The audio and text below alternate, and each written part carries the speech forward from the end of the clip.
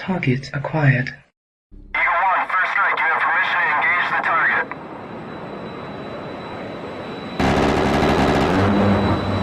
Warning: the following video contains explicit language which may be offensive to some viewers or inappropriate for children. The content within this video is intended for mature audiences only. Well, look who wandered in. It's me. How the hell are you? Yes, folks, I'm here. I'm back. Sorry, I had things to do tonight.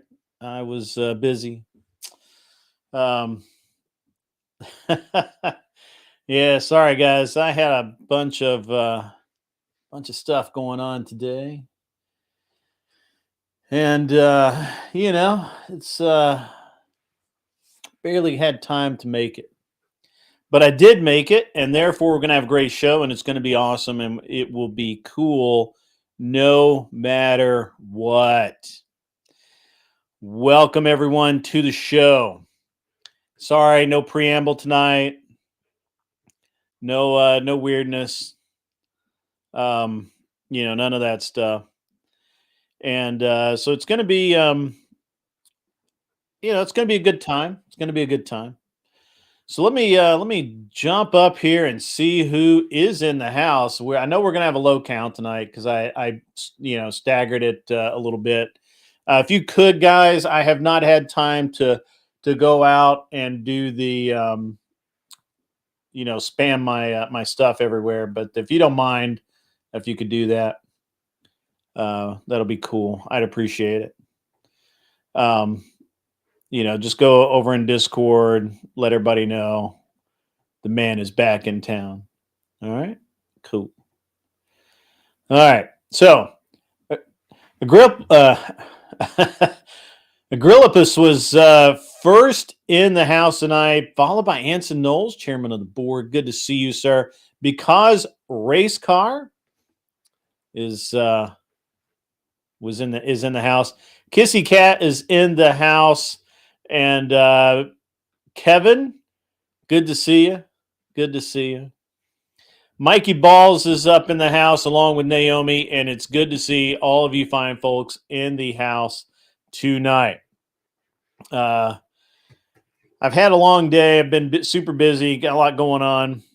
And apparently Rob Noor is debating Fatty tonight and missed out on that, which I will watch that tomorrow. It's going to be good. It's going to be a good time, and we'll see how that goes. And let me see if I make sure I didn't miss anybody stumbling in. No, it's everybody.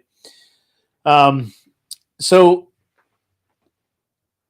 the patriarchy. I've been listening a lot actually to some other streams, and there's been some other stuff going on. But one of the interesting things, it's interesting to me. It's probably not interesting to anybody else. Interesting to me is that it seems like there's a lot of what's the right word here? There's a lot of people who consider Red Pill as it exists in the creator space and patriarchy to be the same thing. And I don't think that's true. And that's what we're going to start with tonight. A little while later, I've got some more like cool stuff, maybe a little controversial, not necessarily controversial, but probably more like antagonistic, maybe. Drama could be. I don't know. We'll figure it out together, I'm sure. So at any rate, so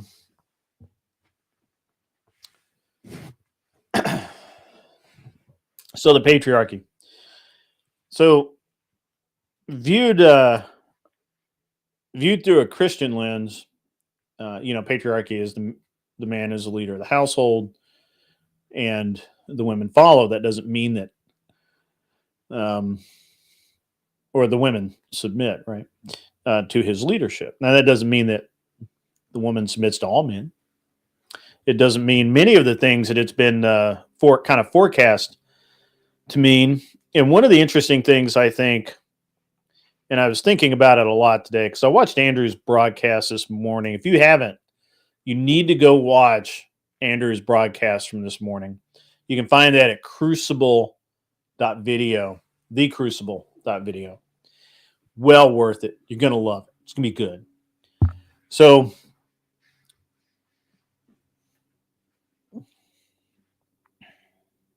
Andrew made a lot of solid points this morning on specifically the patriarchy and how women in various places, such as church, through schools, through local governments, and that sort of thing, have kind of undermined patriarchy.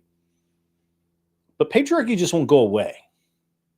This is not going to go away because it is, I think, throughout history, the natural order of things. And this idea of chivalry and the noble sacrifice and all of that,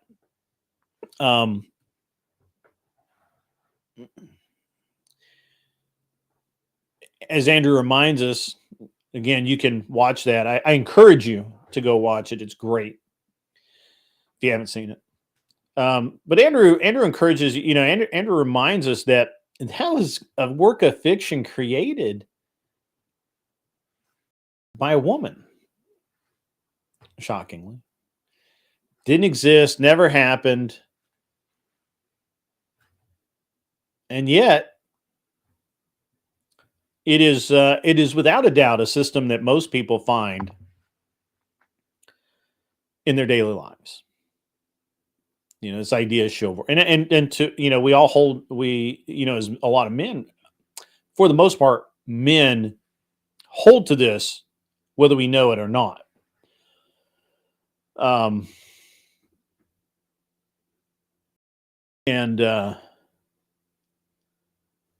We all know, Steelman says, we all know women have controlled leaders throughout history. No, I disagree with that, actually. I disagree with that. We'll get to that. I promise we will. So with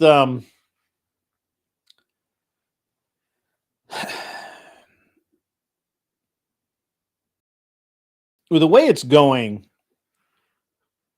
in the modern feminism that we look at now, and the reality of men in general,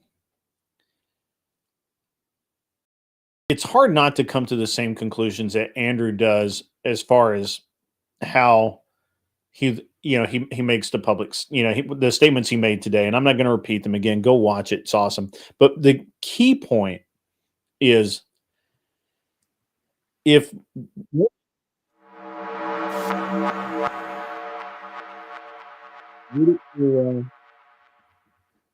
you finally became a member after donating all those memberships, that's hilarious.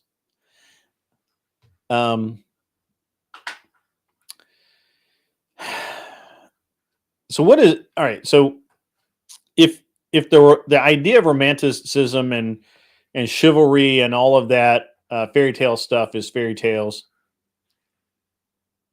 what is it supposed to be? Well, I think it's accurately described as men expect certain things in life. One of them, especially from their women, is different men expect different things, but I think for the most part, sorry guys, I'm gonna hat up here. I'm trying to reduce the reflection of my glasses. It's not really working. There we go. That might work. So, all right. So if we look at this, modern feminism is destroying the American family. Andrew believes it's already destroyed completely. It's going to be extremely hard to recover. I don't know that I truly disagree with him. I hope that he's wrong, but I hope that we can recover. My idea is that we should recover. And then, but to do that, we have to ask ourselves, what do men actually want from women? And for a long time, women have said, well, they just want sex. If you listen to the red pill, a lot of red pill creators, I should say, if you listen to that, that's all they talk about. Body count. You know, how do you please your man? All of these various things. And look, I'm not going to say that they're wrong. I just don't know that they're really right about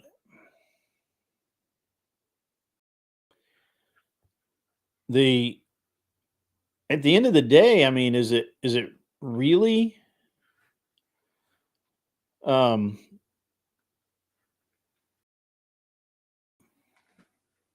is it really what holds the relationship together? And one of the things this morning that really struck me listening to Andrew was how he talked about how men will stay in these sexless relationships for a very long time. And maybe the woman was talking about it. And I cannot remember her name. I'll look it up. It made me actually think of you, Anson Knowles, because you don't, the question is, what do men need from women, right? What we need and what we want is we want a sense of peace. We want family. We want children. We want a happy home. We want all of those things. And if you can't give that to us, where do we go? I have a problem more and more with the idea of the red pill. Not that the red pill descriptors for men becoming better men are wrong. I don't disagree with that. But the way that they more or less characterize women as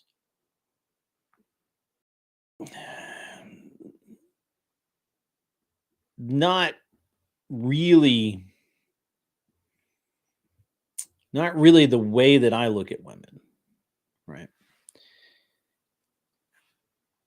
I don't need a woman for sex. It's pleasurable. I enjoy it. I really don't need that. I need my wife because she makes me a better person, because she balances a lot of me out. I need my wife because I wanted a family. I never thought I wanted one before. I've told this story many times. I was a loner. I wasn't lost in the wilderness, but I was absolutely comfortable being single and degenerate. It wasn't really fulfilling. It wasn't really the thing that I needed in life to make me a man.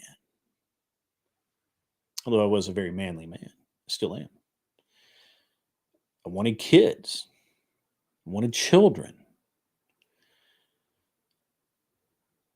I wanted a home.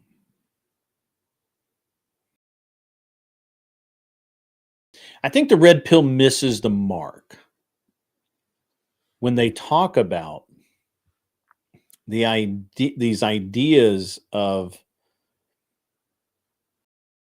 basically treat women as objects.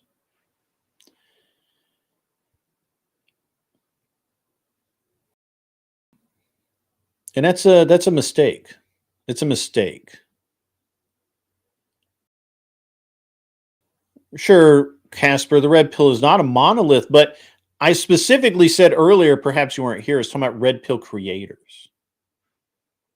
Even Rollo, who's married, talks often about how he's okay with the things the other creators do. I'm sure he does that because they make him money, and that's fine. But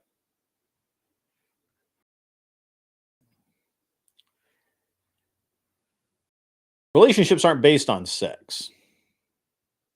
If you think so, you're pretty fucked up in the head, to be honest. And you're never going to have a meaningful relationship. This is the way it is. I don't care who you are. I don't care what psychology book you want to quote. It's just the way it is. Good to see you in the chat, though, Angry Casper. I've missed you. Peace Dynamo goodness does come from focusing on families. Without the family unit, without children, the world dies.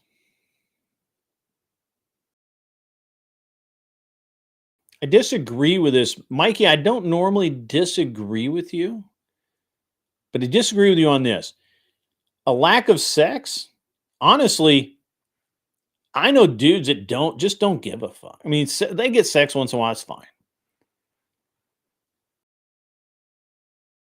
Just the sex is a small part of a relationship. Matter of fact, while it is an important part, especially in the beginning, and it's incredibly important for procreation, I would rather be at peace than have the world's best fuck buddy ever. Because if you boil it down to sex, what you don't have a wife, you have a roommate that you fuck. That's the way it is. Yeah. Right. Angry Casper's on a roll tonight. That's actually right.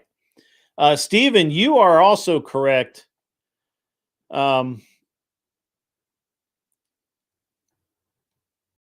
Steelman is also correct. Who corresponds to him? That's right. Yeah. But anyway, so the idea is right. Peace Dynamo. I've been married 20 years. I turned 54 today, ladies and gentlemen. I'm old. But still have sex. It's okay. I like it.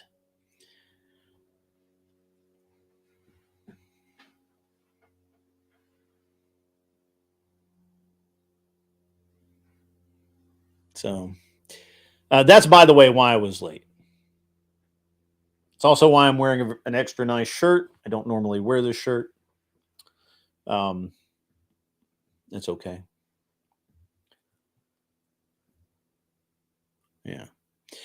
But at any rate, if anyone wants to come up on the panel, now that I've monologued quite long enough, honestly, longer than I needed to, if anybody would like to come up and talk to me, that would be great. If you don't, that's fine. I will monologue all night long.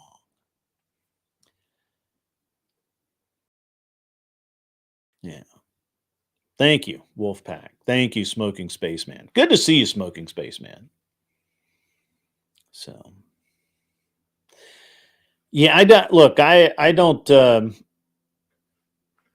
can't prescribe to the red pill point of view. I mean, I agree, 100% agree with what they talk about. You need to be productive in life. You need to have focus. You need to have drive. I'm not really sure that you need to work out 6 hours a day, but hey, man, if that fits you, go right ahead.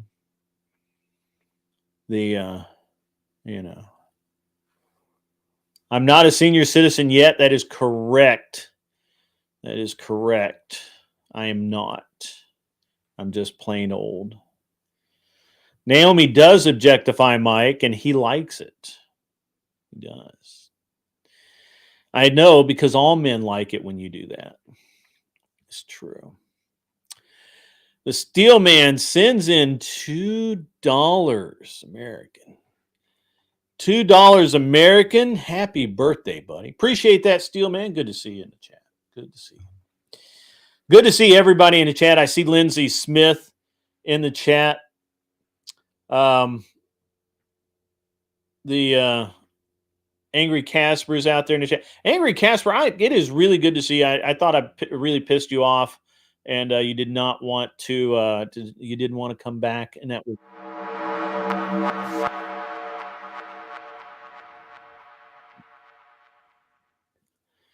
And Stephen Akari's a member for 6 months and says, "Happy birthday, me." How about that? How about that? Happy birthday, me. Thank you. I appreciate that. I really appreciate that. So, good deal. Yeah, if nobody will come up on the show, we'll just move right on into my next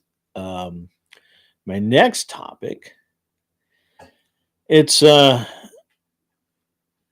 I should I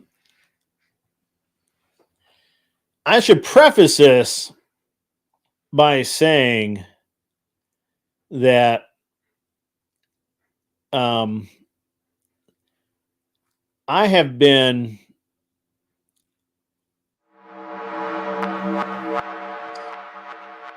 about how my show went on Saturday.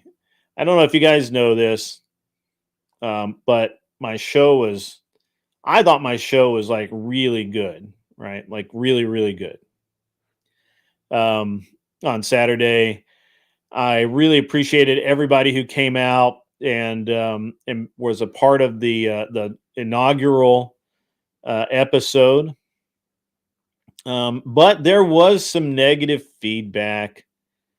And most of that negative feedback comes from more or less a single source, and that's fine. Nobody's gonna, that is,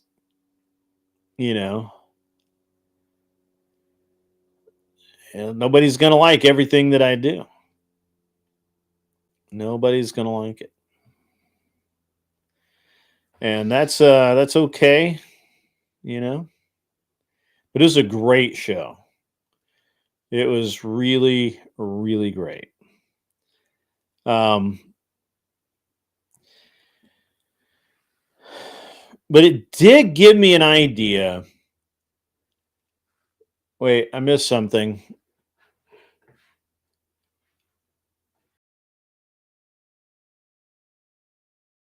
Did you say something, Anson, that I missed? No, he didn't. He's just being funny. I'm not sad at all. I'm actually really mellow tonight. I'm really feeling good. I just had a massive steak. My wife took me out to dinner. Little prime rib. It's good. It's really good. So that's what it is. So, at what point in YouTube land is someone able to monopolize the show, a concept, a format? And why would they be afraid of somebody else doing this kind of the same thing that they're doing or something close? Is it wrong of me to do this show because my show resembles somebody else's show? I don't know. Maybe. Because they are losers? Yeah, well. And why would somebody get pissed? Like deep down, pit of the stomach, pissed off. Because somebody else just did something similar and just, maybe a little different, maybe a little better, maybe a little worse. Who knows? But that's what we got going on. So that's actually going to be a debate prompt this week. The debate prompt is, who is entitled, or is anyone entitled to monopolize the concept? And if so, why are they afraid of someone else using their concept? Just curious. Just curious. Just curious. Anyway, I just think it's going to be great. It's going to be awesome. And personally, I had a great time on the show the other night. the debate prompts, you know, the debate prompts that came out of that were great. The debates were great. Like the format really is really good. Now we're gonna be refining it a little bit day after, or not, you know, week after week. We're gonna refine it. We're gonna chew it right down to the bone, figure it out. And we're gonna get it right. But right now, it's pretty good. Pretty good debate prompt. I mean, debate night, right? Kevin L, what's up, buddy? What is up? No one has ever been the first to do something or think of something. Throughout history, humans have copied each other with little to no changes. It's weird, you know, it's almost like there was this show one time. It's on YouTube. Most of you got, she sent me a super chat. I didn't see it.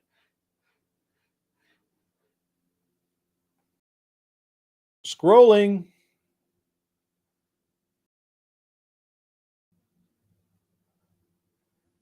I don't see a super chat from Kissy Cat.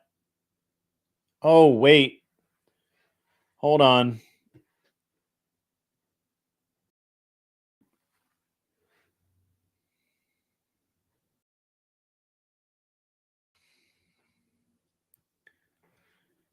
Yeah, it's not showing up. Where did she send it from?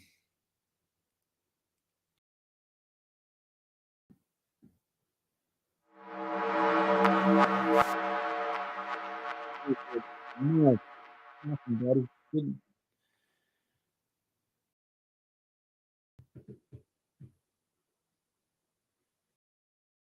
Where did you send it through? Because it's not showing up in either of the places.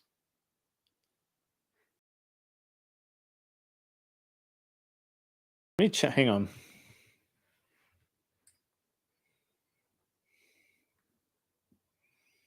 So weird.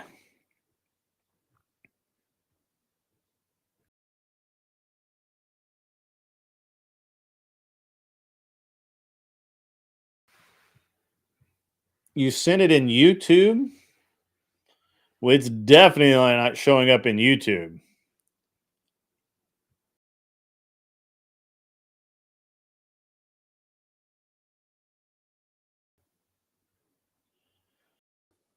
And PayPal?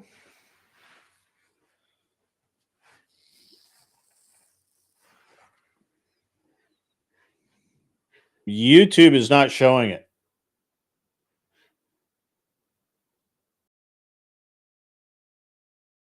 Well, now it's a mystery. Now it is a mystery. Let me check PayPal. I can check. Stand by. I'll check PayPal. I think I can log in PayPal on this one.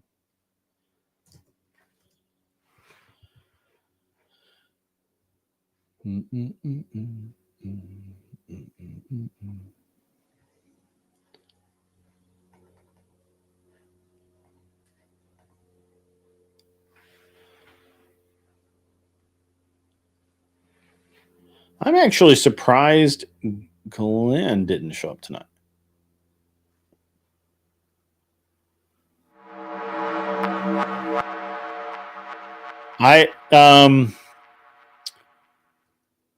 Stephen Orkra donated $10. I don't have it through Super PayPal chat. either. Testing. Oh, testing is right.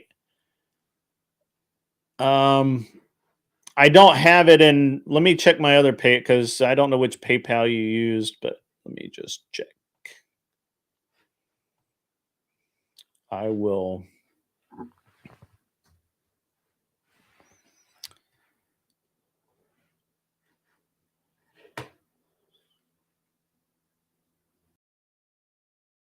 Yeah, come on up. Oh, I'm sorry, I didn't send any links. I'm sorry, I'm running behind tonight, guys. I apologize. It's been a great day, man. It's been awesome. Can't say it enough how awesome the day has been. There you go, Anson. I got you, bro. Let me hit enter. All right. Now I'm trying to figure out this PayPal mystery. Now that you're now that you got me going.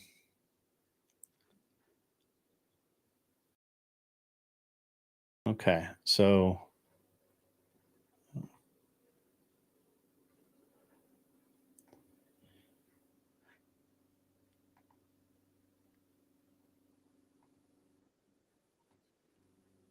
there he is.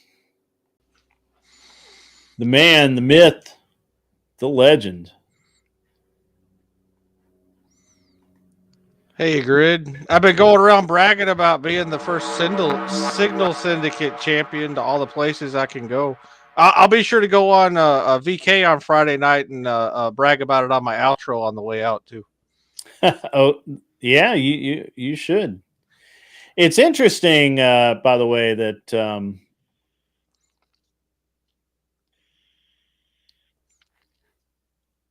okay.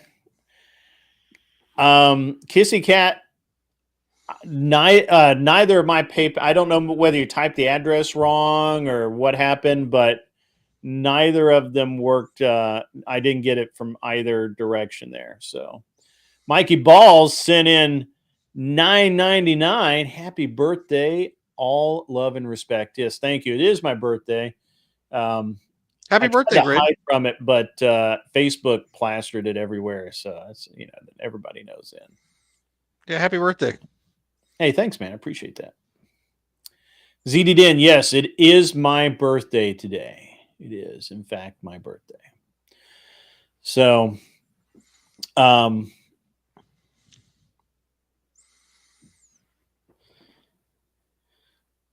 yeah. So it's so interesting that I like that you had people that don't ordinarily debate on your channel, and it didn't become uncivil. I've noticed that in a lot of the debates they become uncivil, and it was much more, not nice is not the right word because I was not nice, but it was much more yeah, there was debate atmosphere that was productive, right? Like I almost felt like we could like actually determine who winners were, and having judges that weren't the chat, that was a good move, man. Like Tiki Tack is really good about being dispassionate. And yes, he is. And the other thing about the judges is I actually had two of the judges reach out to me afterwards and basically say that, hey, I don't think I did a great job. I need to learn more. And to one of them, I responded, it's not about knowing all about the argument, right? Like you don't need to know about feminism to determine who wins a feminism debate. You just listen to who has the better argument, who frames it better, even if they're dead ass wrong. If they frame the argument better and steamroll their opponent, then they win.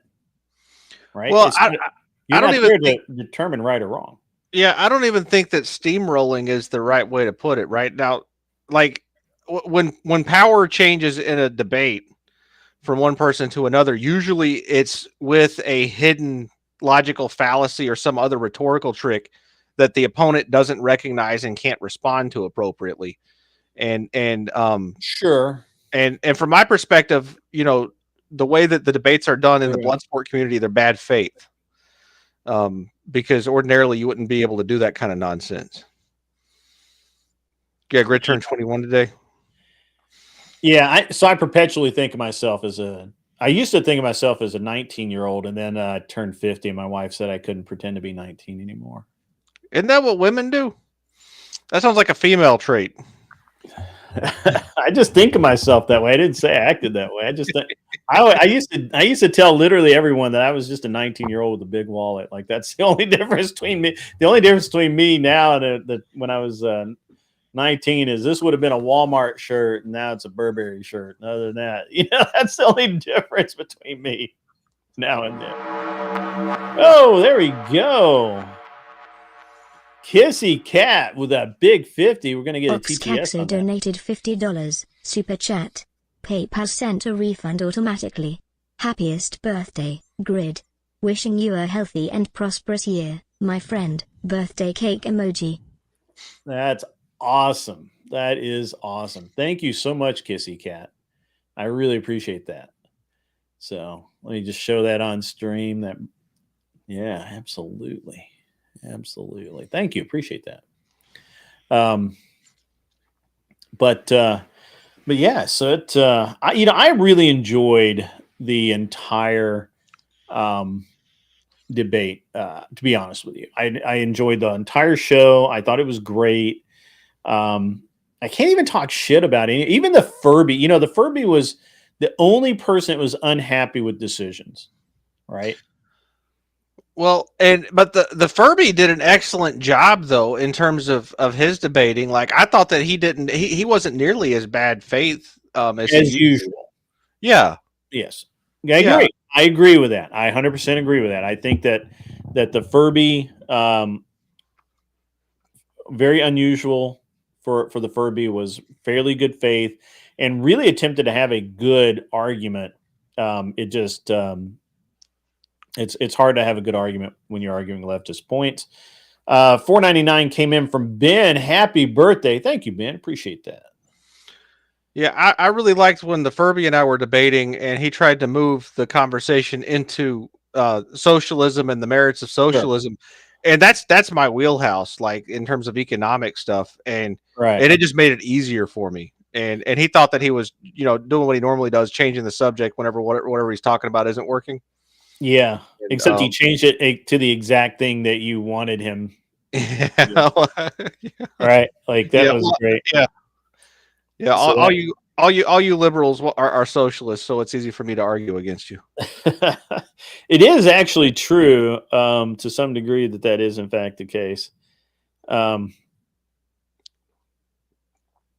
So, how's your week been, Anson? How's that? I've got no complaints, man. To be honest with you, it's been an okay week. I did my show on Monday night. How was that? Yeah, I did a review. The panelist that you had on, Beth, came on with me, and we reviewed a debate from the prior week about toxic masculinity that Andrew Wilson did on Sarah the Raging Tomatoes. Yes, and I applied. Are you familiar? It's called the Leesburg grid. It's a communication. I've heard of it. I've never used it. It's a communication tool used in political campaigns to teach candidates and campaign staff how to frame communication so that your candidate is always on the offensive. And I repurposed it for analyzing debates. And so I analyzed that debate, about a third of it, because I couldn't finish the whole thing. But yeah, using that Leesburg grid modified for Bloodsport debates. And it went really well because you can track when power shifts from one person to the other and exactly why the power shifts from one person to the other in a debate. And it's very nerdy and analytical, and so I nerded out. Well, I know that you enjoy that. Yeah, and Beth, for never having debated, before, she's got some decent takes. She's been in that Crucible chat for a long time, I guess, and soaking up all of Andrew's knowledge. Well, I think she does the debate nights on Saturday nights with them occasionally. So, I think it's I think it's something that most people don't do. And so when you run into somebody that does it, it's you're in trouble, because the Crucible is brutal. It's brutal. And they will literally tear you apart. So yeah. So what it's an interesting thing with this this dynamic that I've got going on with the opposing channel, which I didn't think is Sarah the Raging Tomato mad that you copied Mod Monday? No. The interesting thing is that I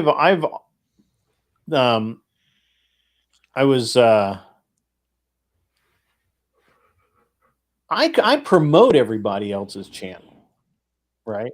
And even when I, even when they do the same thing I do, I promote them, right? Like Flow State, he doesn't really do what I do, but it's close. I promote him, and Yeah, yeah, and you don't have beef, right? And so what you've yeah, always right, done yeah, typically in the past is you called your channel the Continental, and you said no business is done, but you started doing business, man. yeah, but we do business in the lounge, Yeah. you know, yeah. Anyway, so what I heard, first thing I heard Monday when I returned, because I took Sunday off because I always take Sunday off, and then I came back Monday. I couldn't do my show. I had a bunch of meetings and stuff, and but I'm online, on and off. And the first thing I hear is about how there's so many people that are really angry that I did the show and that I ripped off a specific person. Oh, And that I basically copied their idea. But it's interesting because there used to be this show. It was called Fight Club. This predates me being even on YouTube, I think. And Fight Club was kind of like another show. the Crucible, was it like the Crucible? No, it was so there's a show that came out of that called Verbal Combat. Oh, yeah, I've been on there. They're good people. Yeah, so not originally, but there was a show called Fight Club, and it originally was all right. So originally there was not originally, but at some point there was a bunch of leftists, and they had kind of a little debate channel, but they did what all leftists do, and they basically would kind of make rules again, so that the righties couldn't win, and they basically pushed all of the righties out, and the out of that was born Fight Club, and that's where Andrew was involved in Fight Club, I believe, and Zen Shapiro was involved in Fight Club. So, So they're mad that you copied Fight Club? I guess so, because that's actually kind of what VK evolved from was Fight Club. Fight Club kind of went the way of the dodo. And then VK was born, and VK was literally an exact copy. So Fight Club didn't run away from humans hunting it? I don't know what Fight Club did. I actually don't know why it kind of ended. I don't know if somebody I don't know what I don't actually know why Fight Club went away. I just know that it went away. Right? Like, I don't know why. And and so and it seems like there's a bunch of people who have no idea any of this, which I didn't either. I only learned this because I actually had to go talk to people about, man, am I doing the right thing here? Am I really cutting this dude's throat am I ripping off his idea? Which, by the way, there is no such thing as ripping off an idea. But I'm like, am I basically I was asking, am I the asshole here? I don't think I am, but I could be wrong. Give me, and they said, no, you're not. You're not the asshole. So, but there are people that think I'm the asshole. As a matter of fact, there's a couple of people who have gone out of their way to kind of not out of their way really, but they've really kind of been vocal about how the man, I don't know how to say this. I'm just being a dick, so I'm just going to be a dick. They've been really vocal about how they think I'm ripping off this, speakeasy, and I'm not. And well, happy birthday to you, Imperious. Good to see you. Behave, be cool. And I didn't, again, these are things I don't even think about, right? Like, look, I just want to do a better show. Kat Katibi says,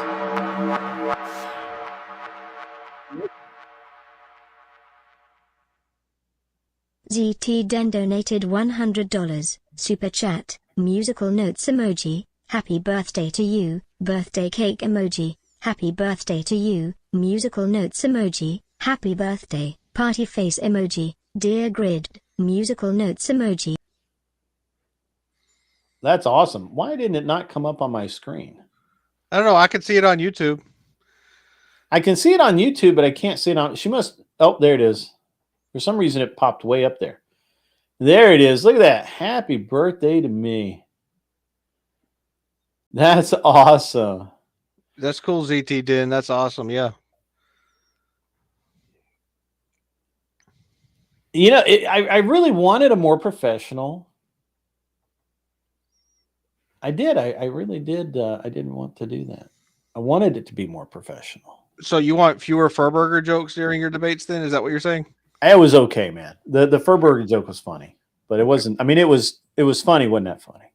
Okay. What's up, Kat Katibi? Good to see you in the chat.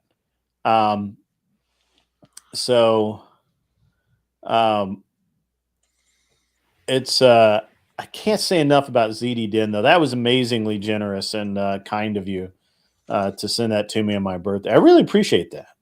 On the day of my birth. But so I don't know, I was kind of, and apparently when I was, I don't know.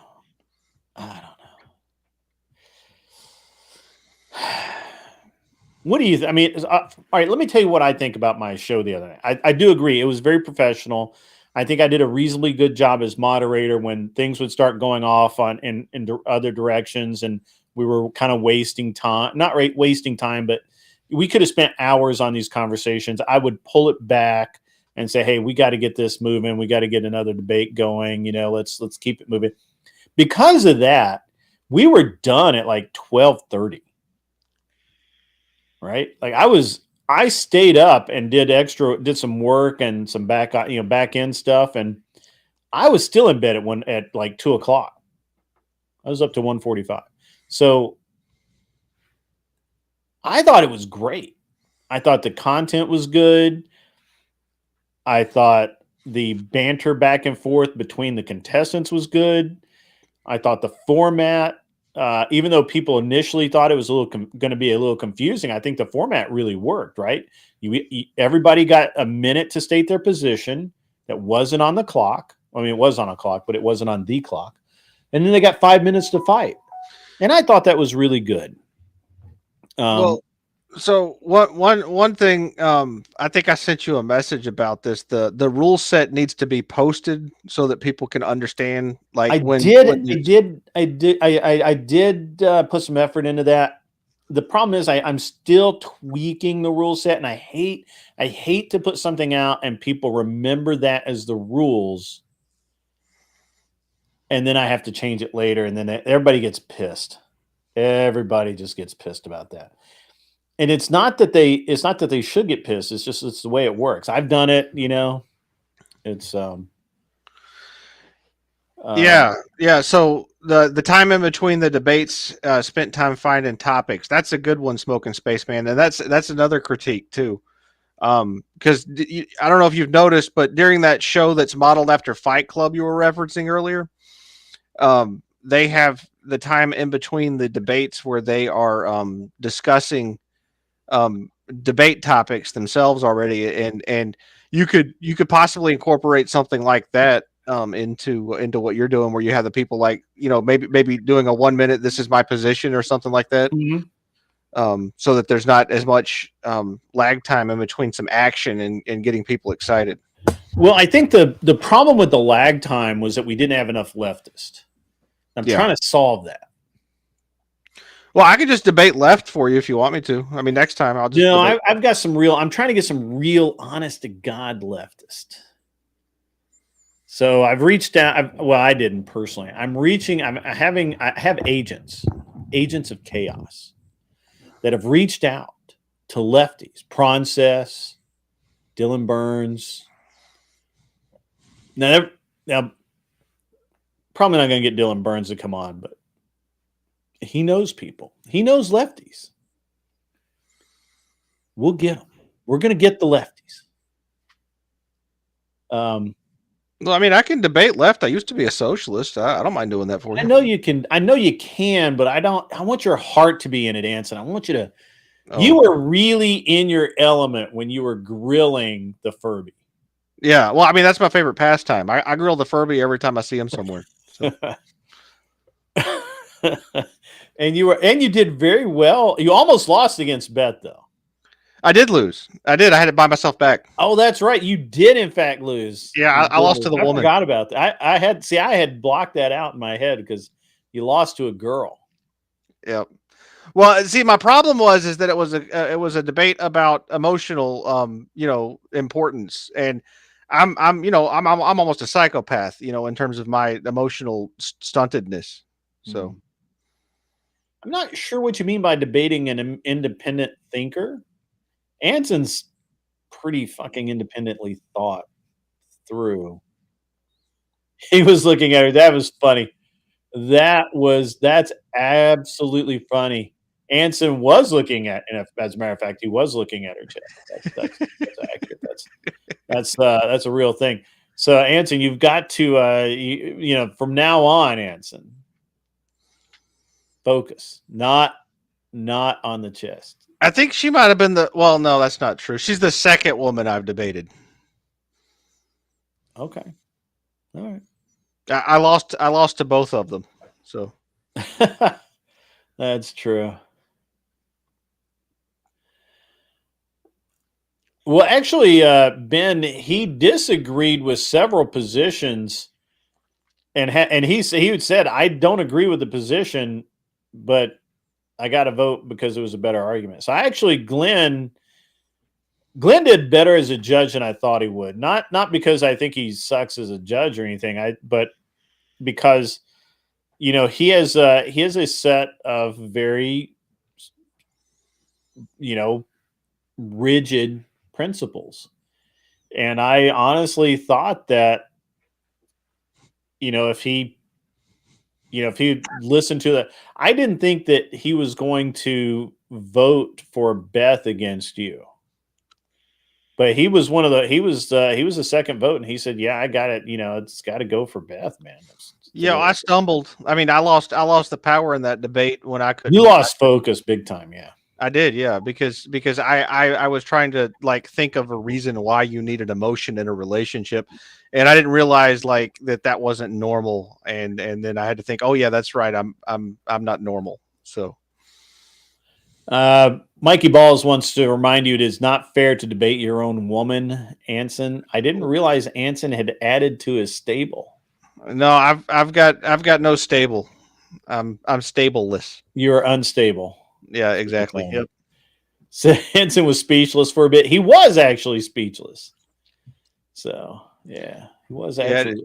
It really, because you didn't see that coming. You had actually already dismissed her as being a surface level debater, and then she walloped you, and it took the wind out of your sails, as they say. Yeah, she was pretty damn good. And I underestimated her. So yeah. So, but yeah. So I thought it was good. Things I need to refine. I really don't like having a list of debate topics public. I know that a lot of people think that that's a good thing. Yeah. I don't. Yeah, I mean, and it could go both ways. I mean, if you surprise the people with it, it'll make it more interesting to see what they come up with on the fly instead of thinking about it in advance. Right, right. I mean, I think I'm gonna talk. I'm gonna give subjects, right? Like just which I don't even know. I mean, that's maybe too broad. Maybe it's too broad. I don't know. I'm still warring with myself over it, but I just don't like the idea of saying, here are 20 debate prompts. We might use 10 of them. So I don't know. I'm warring with myself on that. We'll figure that out. But I got to figure out the debate prompt. We need to. I need to refine the. I need a way for the chat to vote for things like, who they would like to see debate, even though it's not official. I know I can do a poll. Polls take a lot of time, and normally I like the just ones in the chat, but the other night, and that worked, but I think as we get more people, it's probably going to be less effective. I don't know. That's something I got to war with myself about too.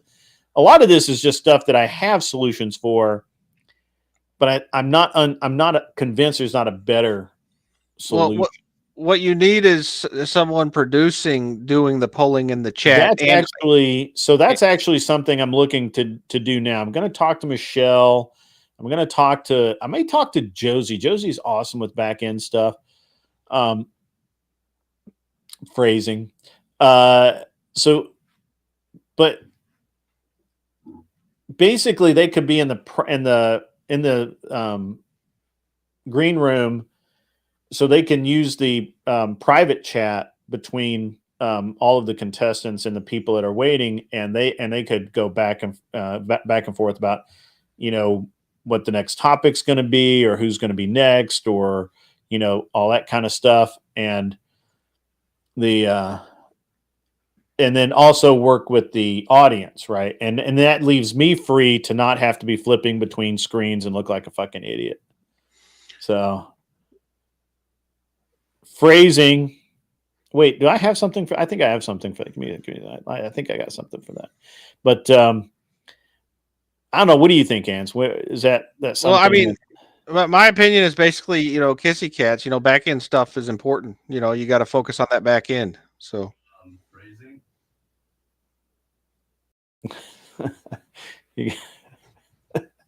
you guys, okay? I guess I'm the only one that watches Archer. Oh well, that's all right. No, keep going. Yeah, no. What I was saying is, the idea about the debate topics. So, on that show that copied Fight Club you were talking about earlier, they post the debate topics, but a lot of the times the debaters don't even read them. Like, there's been a bunch of times that I've been on that show that copied Fight Club, and they don't. I mean, the debaters have no idea what the topics are or what the prompts are for the night. So this is actually one of my issues with that format. Everyone knows if I go 1v1 with you, Anson, what's going to happen is it's going to be it's literally the list is going to start with the death penalty. Yeah. Kids in school or whatever. It's it's just like a list, and and you already know that, right? So sure, you probably have a canned argument for that, but am I giving the audience their dollars worth? Am I wasting the audience's time if I have a canned list of bullshit of debates? Am I really? Yeah. Will they be entertained? Well, and that's a criticism I've heard of that show that copied Fight Club you were talking about, right? Is that they do the same arguments over and over again, and it does get boring, right? Right. I mean, how many times can you hear a death penalty or sex in schools or some crap? I mean, and then I got to look around and I got to say, and you're not entertained. Yep. It's not why you're here. Yeah. Not. It's not. And so this is why, it's like, I would just rather be genuine. Is that the right word? Well, I just, your branding is different, right? And that's the only important thing, right? Right, I mean, right. You're following more like, a more classical style, but Sure. if like one of the things that debates do that you could try to incorporate, like actual Oxford style, is polling the audience in advance about their positions on issues, Mm-hmm. so that you have an idea of what your audience's bias is, and then polling them on that issue again after the debate's over. Instead of polling them on the debaters, you are polling them on whether or not they were swayed on the topic, which is actually how you measure the success of a debate, is whether or not your ideas are conveyed. And I'm a big fan of the Oxford style. Yeah. But So I'm yeah. I agree with Casper. Most people will recycle this information and debates because they do not understand the facts they are speaking about. You can know something and not understand it. And that is my problem. I really don't want to see Anson Knowles lose to somebody with a canned crap-tastic argument. That would suck to hear. I honestly, it would really suck to hear someone like, I don't know, Imperious come up with a canned argument and beat Anson and be sitting there saying over and over again. yeah, well, I mean, it's not his fault. He's Italian, right? So that's like the lowest level of Eurotrash. He can't help but do that sort of thing. So, Right. I know. yeah. I understand, but still, it sucks. Still Yeah. sucks. Still sucks. So the I mean, I still like the base. I like to take a base topic. Let's say women's right to vote, and just Yeah. kind of pick one little element of that. Yeah. Like, Like, are women on their period capable of rational thought, right?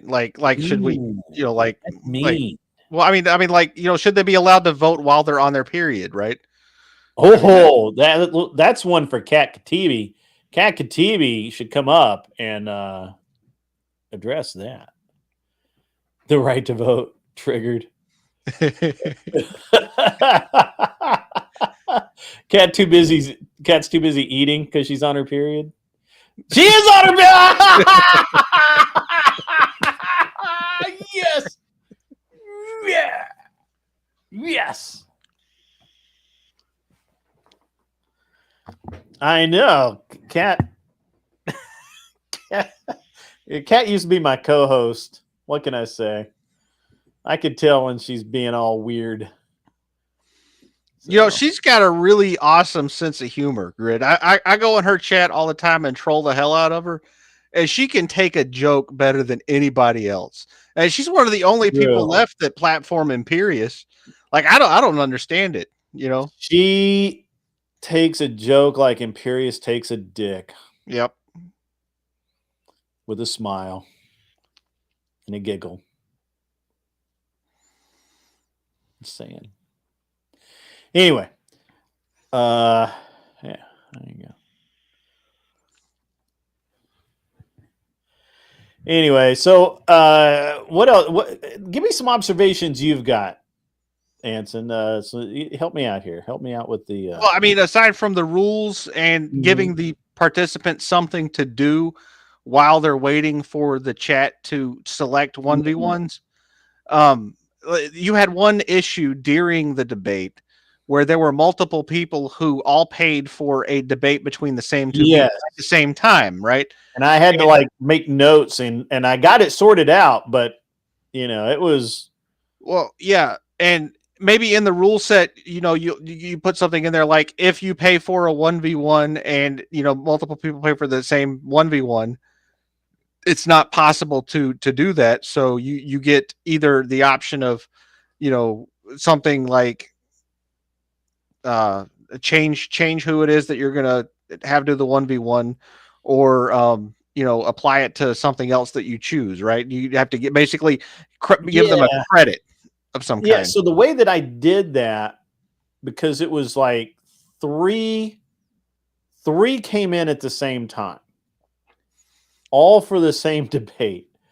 So I picked the first one and said, okay, this is the debate you paid for. The other two, I said, hey, you've got this credit, we'll figure it out. And I had to make notes because I was getting a little confused. And the only problem is that Mr. wanted and paid for to pick a topic, but the person that he wanted to pick the topic for got eliminated before he could pick the topic. So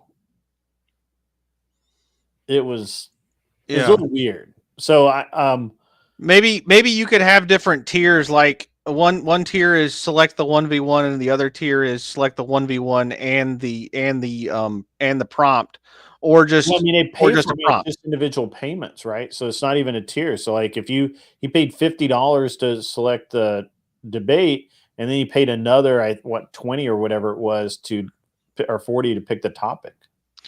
Yeah, well, what I'm saying is like, so I guess I'm trying to negotiate with you on price because I think your price points are a little high.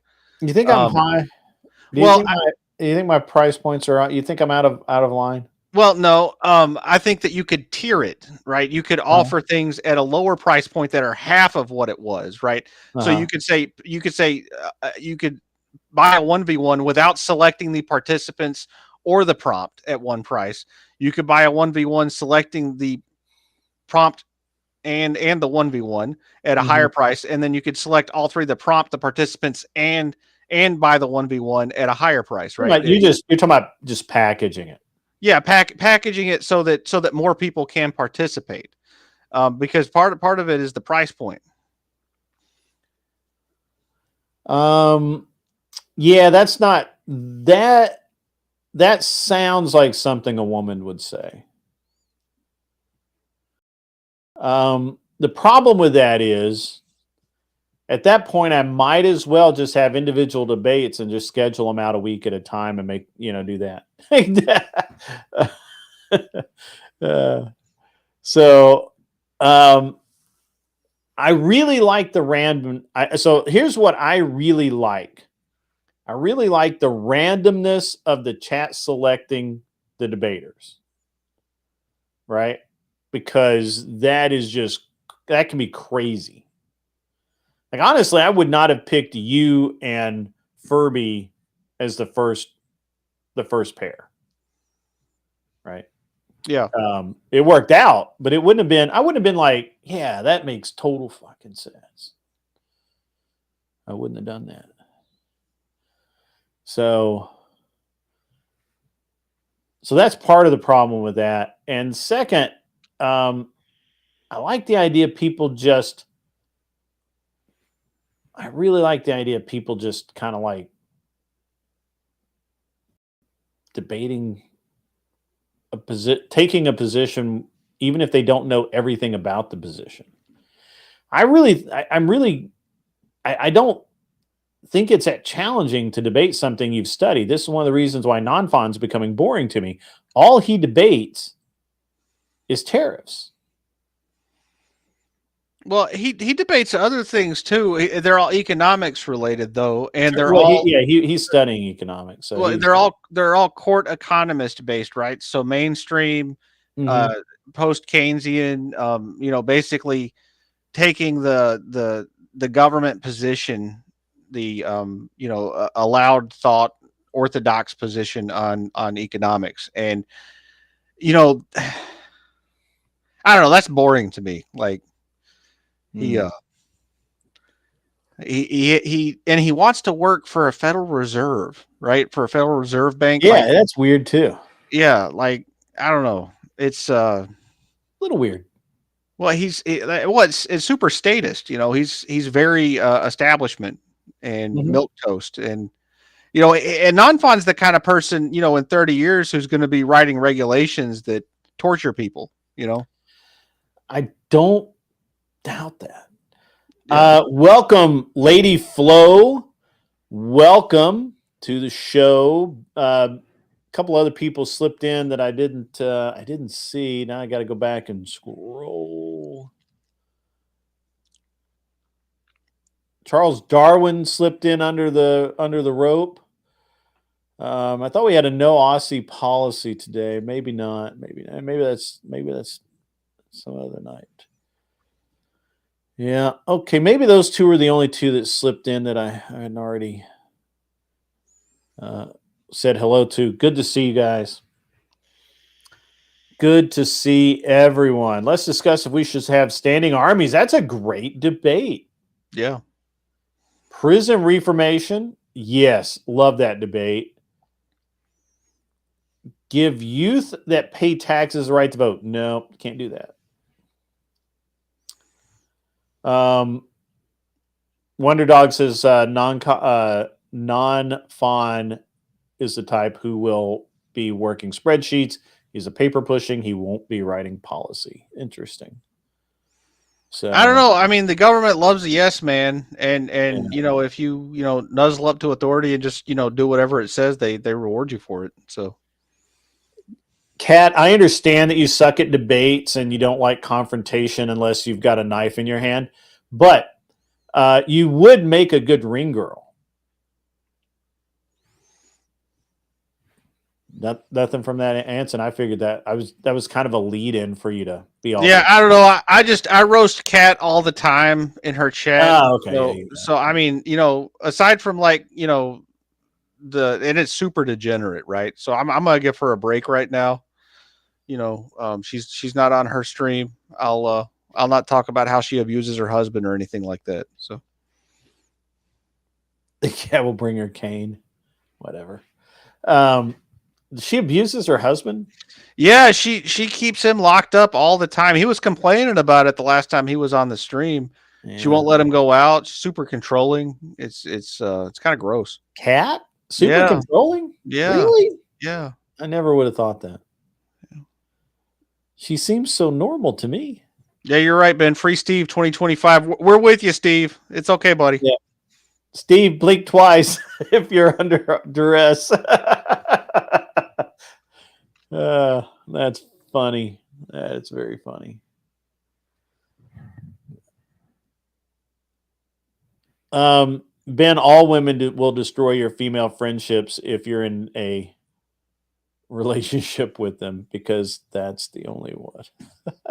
They go after your relationship with your mom first. That hasn't been my experience. Have I seen Steve's eyes? The soul is gone. I mean, it's hard to peer into those dead pools of nothingness. Yeah, they were complaining about being broke the other day too. Broke? He's a doctor. Can't be broke. Yeah. That's they were trying to pass it off like he didn't have a lot of money. What? They were measuring their wealth in the number of Amazon boxes that Cat gets delivered. Oh, is that what it is? Gotcha.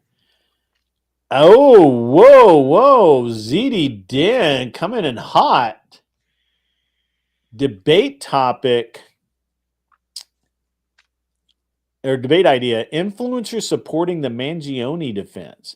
So actually, you are the right person, Anson. I'm glad I've got you up here. So, have you heard about what happened with this Carmelo Anthony nonsense? I don't know who Carmelo Anthony is. All right, so he's a kid, teenager, track star, football star. I think he's an All-American. I think he does like baseball, track, football, and whatever the fuck else you have to do to be an All-American. Oh, wait. He's that guy that got stabby with that white kid. Yeah. He stabbed the white kid. Yeah. So they had a GoFundMe and they raised like 900 G's for this kid's defense. The guy is renting. He didn't buy the house, Charles. He bought himself a new car. Because why not? Why wouldn't you?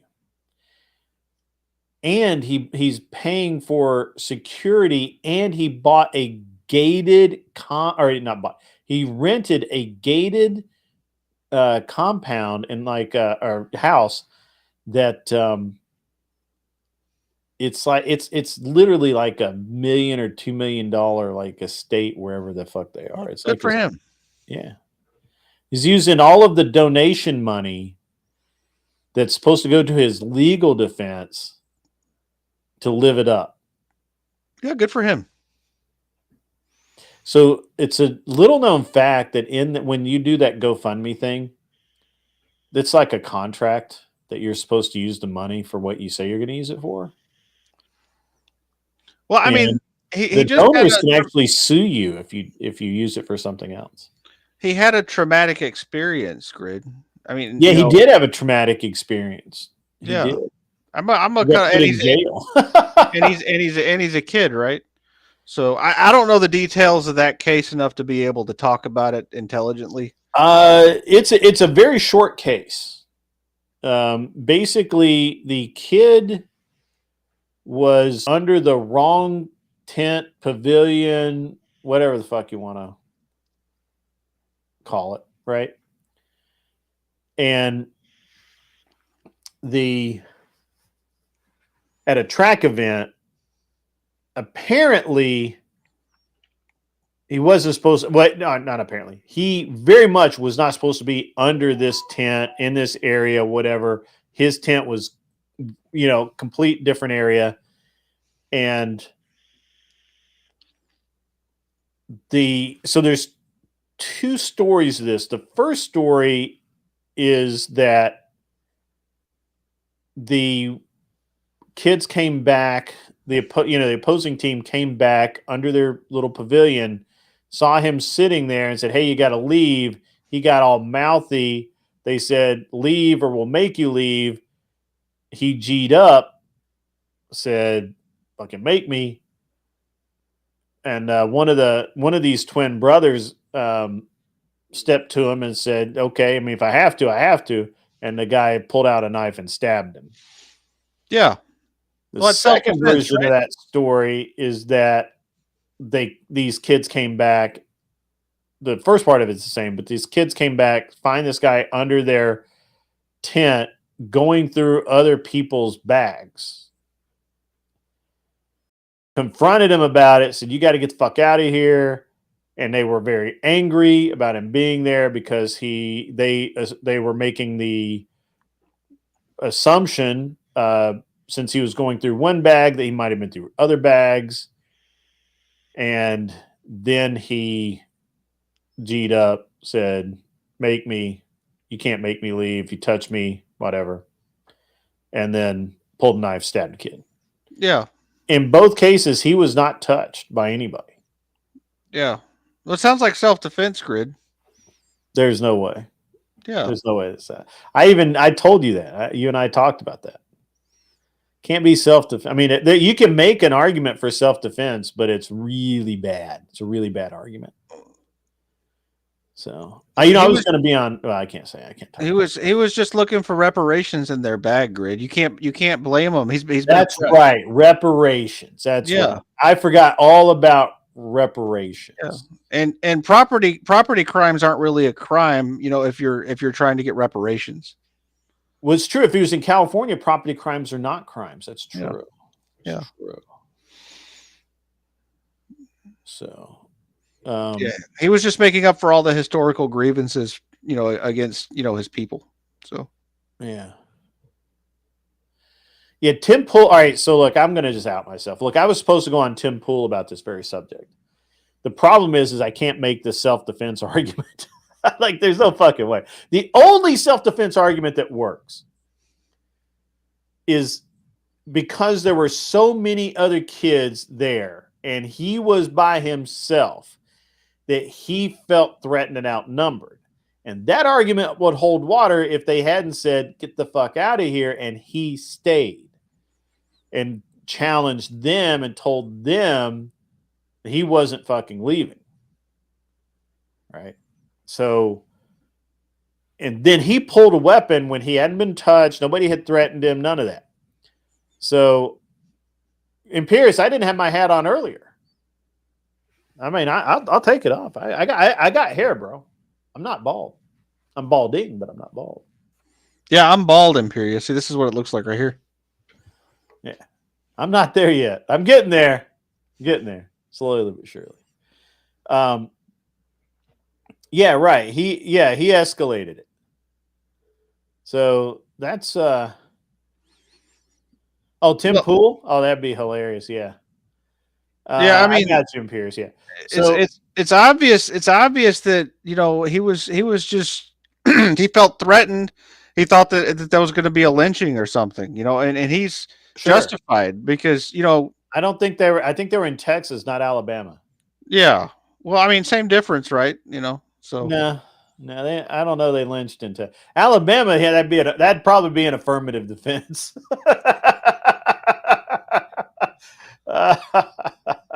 Hey, welcome back, Lady Flo. Good to see you. Good to see you. They're talking about Imperius in Jake's chat. I forgot that Jake was live tonight. So, yeah, you're not famous. You're not famous, Imperius. You're infamous and obnoxious. There's a difference. Obnoxious seems a little light. Yeah. So, yeah. So the Carmelo Anthony thing was so they wanted someone to make the self-defense argument from to a position of being able to go armed, for just such a thing. But again, I told him, I'm like, I honestly could not make the argument. I could not make. I mean, I just couldn't. Like I tried like a couple of different, like, I was like, man. Well, those white boys were trying to jump him. You don't think you can defend yourself if some white boys come up to you and try and jump you? I tried that. I tried to make that argument work. The problem with they were going to jump me is that they told him to leave and they did it, and he didn't leave. If he had left, that would have been totally different. If he had tried to leave and they stopped him, that would have been totally different. But he didn't try to leave at all. So I can't make that argument. I can make the argument that, it's the numbers argument, right? Like he's facing a mob, an angry mob. But he could have left any time. And he wasn't supposed to be there in the first place. It wasn't even that like they had cornered him. Well, he was. Oh, Lord of Pies is being he's being a dick. He says he can make this self-defense argument. Could you imagine living the rest of your life with a bruised ego? Question mark, question mark, question mark. And black? Question mark. Ooh. No, I can't. No. Look, I don't understand why they'd be upset with him going through their stuff. I mean, we don't know that he was. So that's the thing. Is originally. So all right. So there's and this is actually kind of a. This is why the video, I think, hasn't come out, by the way, because there is video. It's not a rumor. There is video. The problem that I see with it is the press originally reported that this guy had been there and he was just innocently sitting there minding his own business. He was in the wrong place by mistake. But other people have said, no, he wasn't there by mistake. He was there going through other kids' possessions, their bags. If they have video of that, there's no damn way the press is going to put that out there. There's just no damn way. Well, I mean, for the number of years it took them to put that Skittles school pew pew person in Tennessee, like that manifesto out, like I wouldn't be surprised if they suppressed that too. But I'm not, like, I don't know enough about this to make judgments on it. You know, it's one of those things where there has to be a trial, and then, you know, if I'm one of the jury members, I get to have an opinion on it, right? But you know, speculation beyond that is just, you know, I don't know. It's almost like people tend to. It's like the true crime obsession that people have, right? Where they get to peer into the misfortunes of other people's lives and live vicariously through tragedy. Like I view that whole concept of like this this fear that people have associated with tragedies that other people either bring upon themselves or not, like, is kind of absurd. It's like watching a soap opera. Yeah, that's true, but still,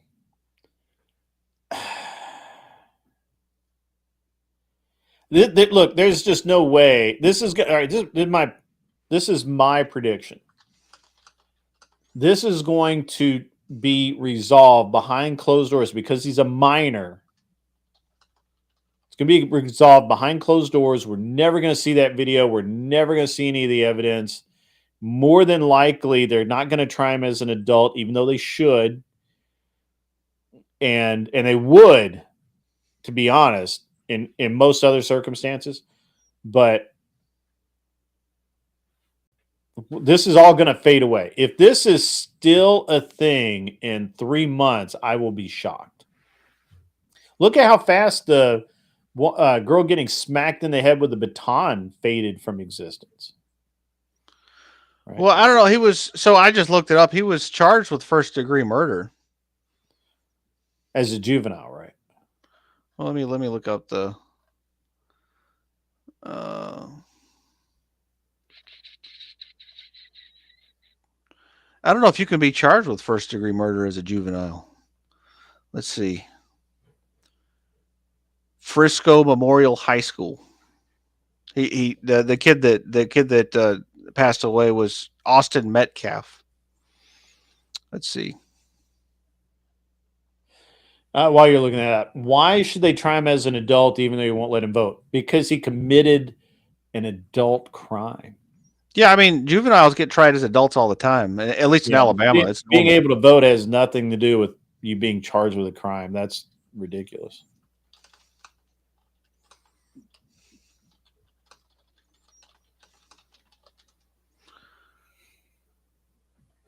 I mean, my kid's 14, so I have, you know, but I mean, like, you know, I've told him my kid's like 6 foot, 185.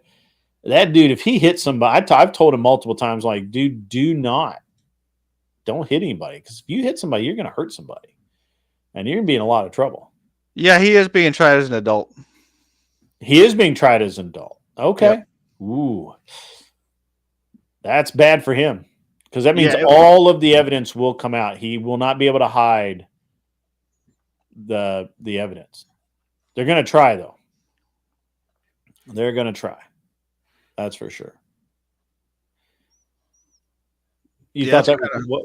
I can understand, you know, like, I mean, he's 17, right? He raised a bunch of money. Oh, he is 17. I thought he was. Somebody said he was 15. Let's see. If he's 17, then that's why they're trying him as an adult. Yeah, he's 17. Yeah. Yeah. Yeah.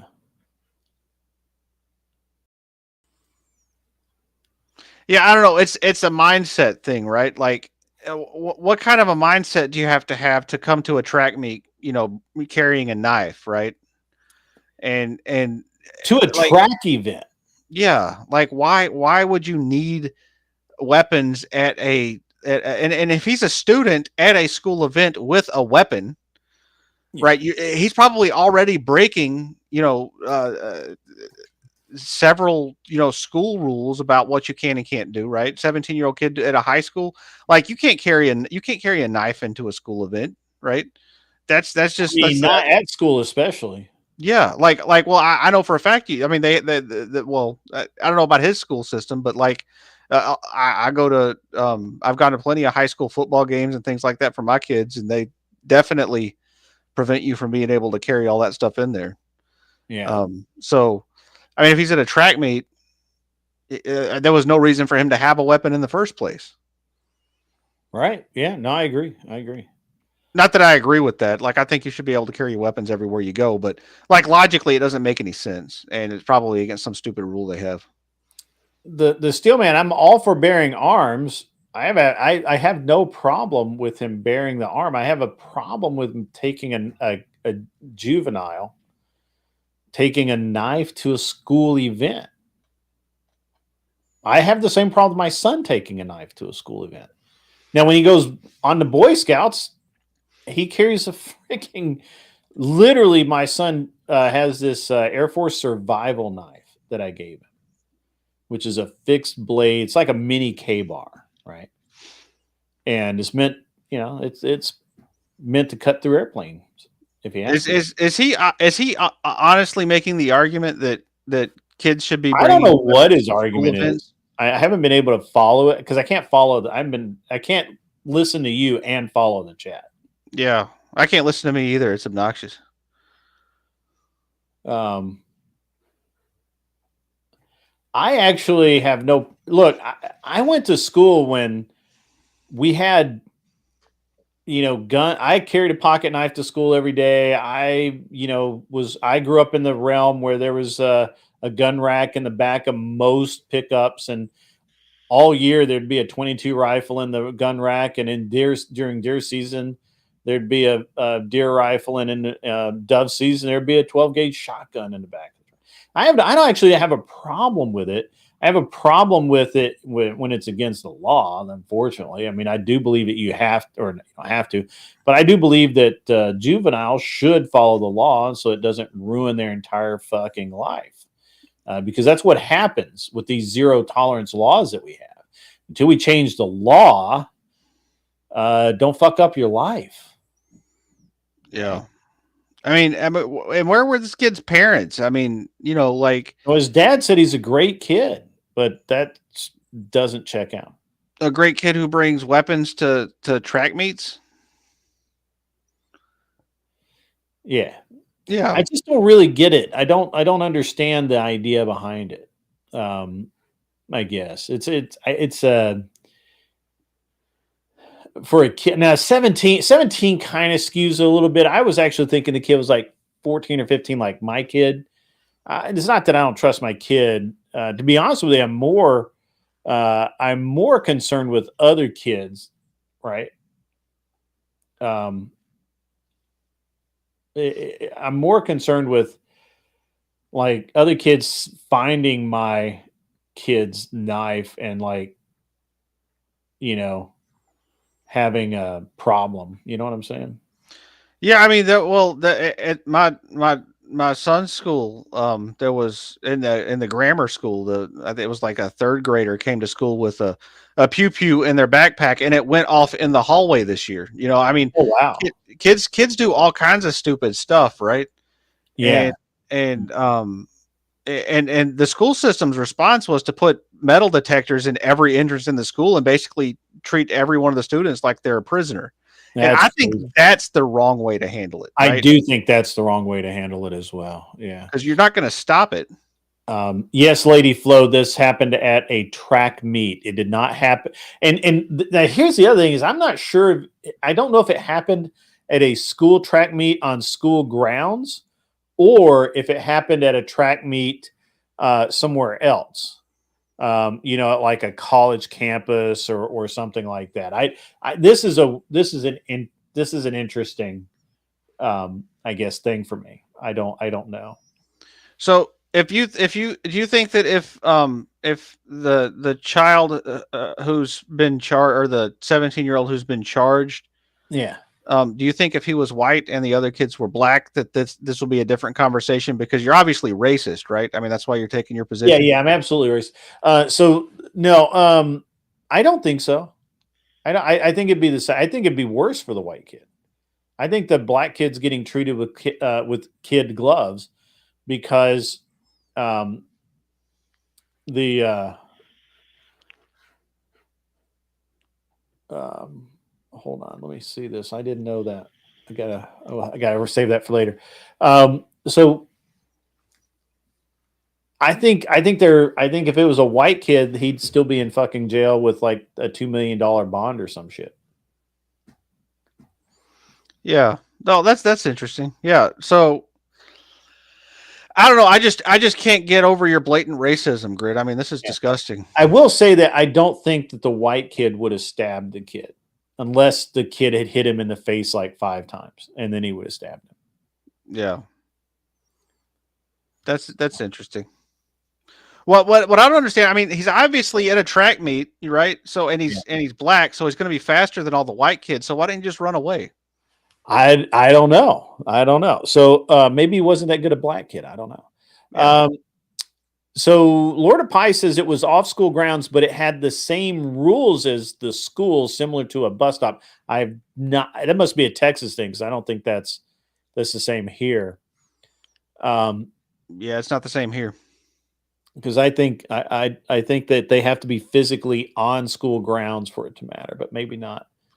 Well, no, Um, here the school, like the track facility that we have here, is separate from the school, but it's treated as school property. so it's the same then. Yeah. Basically. Whenever the racist accusation is lobbed, you should have a death metal riff play, and it should say racist. Yeah, somebody that's good with AI make that happen for me. Maybe have like a caricature of Steve Hetfield, just like racist, like that. That'd be cool. Yeah, all this time I've been on the panels with you, and I didn't know you were a bigot, Grid, until right now. Right now, yeah, absolutely. Apparently, I'm a big bigot. Yeah. So I mean, all the cultural oppression that this child's experienced his entire life, he can't just defend himself like that. I just don't get it. yeah, I don't know. I tell you, the interesting thing to me is, if this kid gets sent away, he won't be able to join the National Felons League. Yeah, I don't know. He sounds like good material for the armed forces, to be honest with you. Right? Yeah. James Hetfield, thank you. I'm sorry. Did I say Scott Hetfield? I don't know. I'm having a bad. I'm too distracted to think right now. So Steve Hetfield was his cousin, probably so. Bigot Grid is the best grid. That's funny. I'm not a bigot. Although I gotta be honest, I grew up in an area with a lot of bigots. Like dude, I mean, I've actually been called race traitor for marrying a Chinese girl. I'm like, you're just jealous. Yeah. Well, I was too, Grid. I had when I was in high school, I dated a black girl for a while, and my mom went crazy on me because you can't mix the races or whatever, according to The her. Steel Man still got this thing going on. I'm sorry, I interrupted you. That's all right. I was just talking about Tamika. I got you.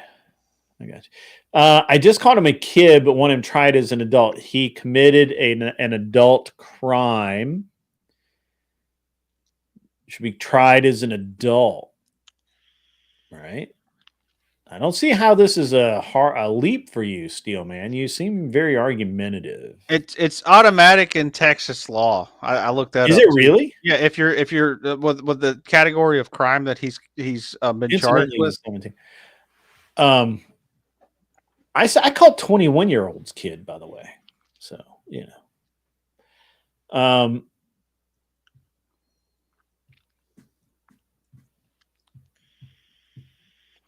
Lady Flo is on it tonight. She just shut down Imperious. That was pretty funny.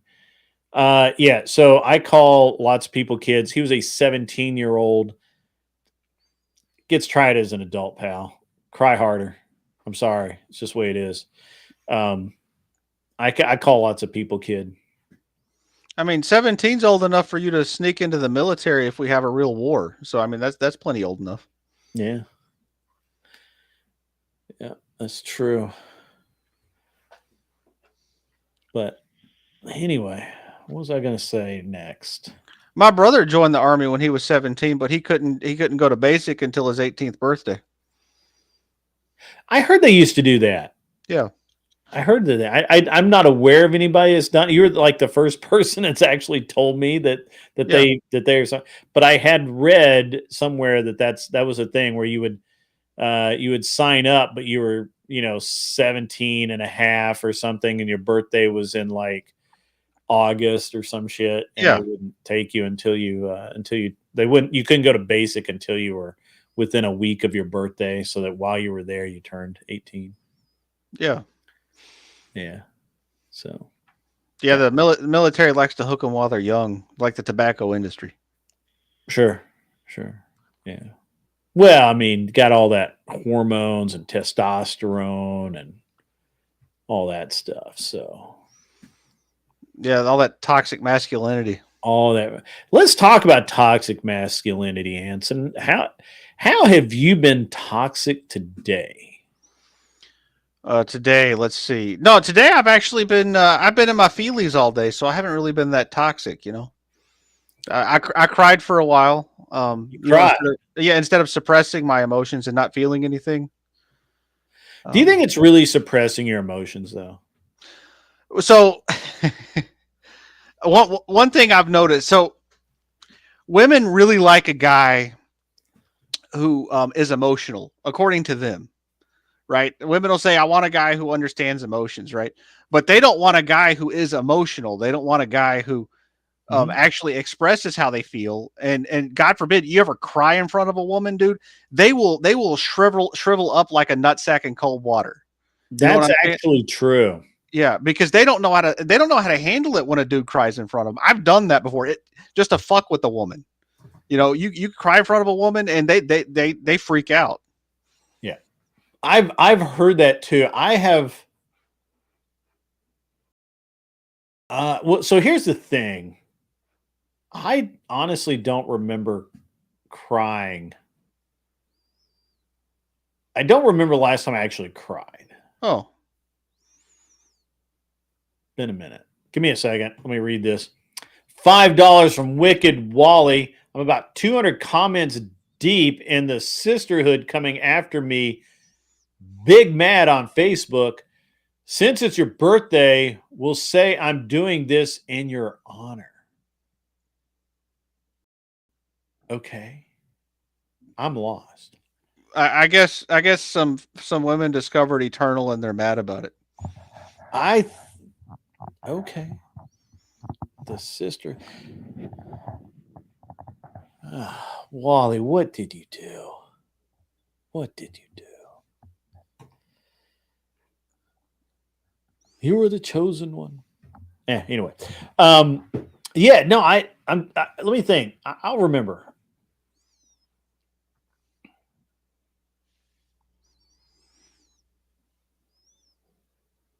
I cried when I got my divorce papers.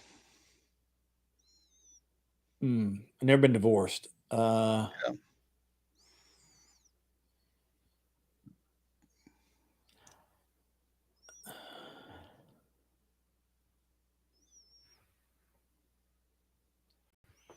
We're not counting, obviously, like brake clean and that sort of thing getting in your eyes, right? No, that doesn't count. You got to cry to flush it out unless you got a washing station nearby. So it doesn't count then. I got some acrylic lodged in my eyelid, and I cried a lot for that too. I had a piece. So, of course, I did a bunch of welding and fabrication and stuff. I actually had a piece of metal get caught in my eye, just like embedded in the eye. Mm-hmm. And just a little splinter, and it actually rusted. And they had to, and you could like see the rust ring around it. And they went in and picked it out, and They're like, don't do that again. And I said, yes, I will not do that again. I didn't cry then either. It'll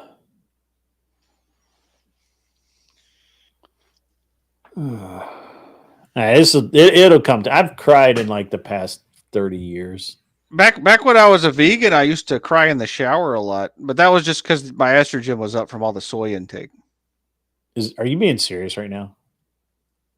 You're not About the crying in the shower or the vegan thing. either. Yeah, I used to be a vegan. Really? Yeah, well, I used to be a super libtard, Grid. Like, I'm not joking about that. I used to be a socialist. Like, that was real. But yeah, like, yeah, there's so if you want to screw with a woman, cry in front of her. So I had this one female boss one time who was giving me tons of shit, and so I just cried in front of her one day, and she didn't talk to me again. It was great. Uh-huh.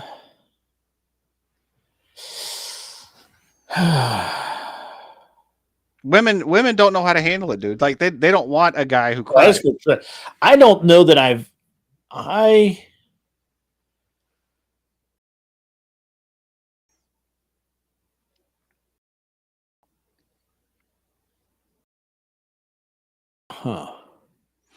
cried after my son was diagnosed with autism.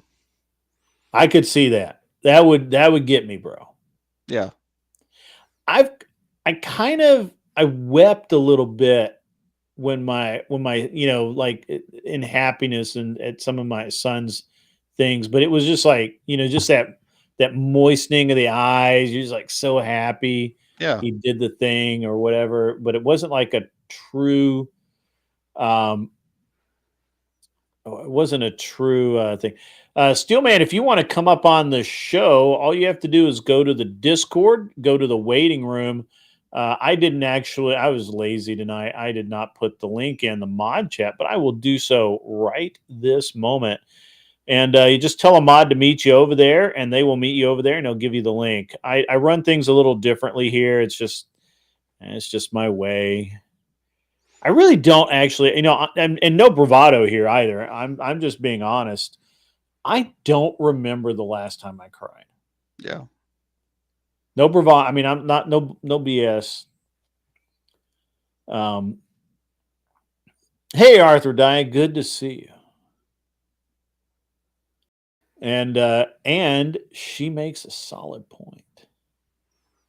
Yeah. I don't know that I ever saw my stepdad cry. Matter of fact, I never saw my grandfather die or cry. I never saw him cry. Not one time. Never. Yeah, I don't know. Says she was tearful when her father died. Her boyfriend started full on crying. My tears dried up and I had no idea what to do. I was just in shock. Yeah, see, women freak out when they see a dude cry because the guys are supposed to be the rock. Yeah. Right? Women want a guy who's emotionally intelligent, which means attentive to whatever the hell their emotions are. And when the guy has them, they're like, what the hell's going on? I don't know what's happening here. Right? Arthur Dye continues, I wanted him to comfort me, and instead he was crying, I guess in sympathy, and I ended up comforting him. Yeah. Horrible. Yeah, it sounds like you got a loser there, Arthur Dye. Need to drop that. It dries the clam right up, you know what I mean? Yeah. And so, wow. But here's the thing. I don't think men. So the thing is that I have often been accused by people who don't know me that, because I choose to be in pretty tight control of my emotions and just I am who I am. I laugh a lot, but I don't cry that much. And I run a pretty tight ship. And I've been accused by people who don't know me of bottling things up, and one day I'm going to explode and all of this nonsense. And I don't know why or how that would ever happen. I just deal with things differently. you know. And let me give you an example, Anson. You'll appreciate this because you're a man. So when I I had this guy work for me all the and he had an anger problem. He really did. And he would bust his knuckles, he would throw things across the shop, something would, he'd break a bolt off, he'd slam something down on the ground, whatever. He had emotional problems. But he in his entire life he's been told that you got to express your emotions. Yeah.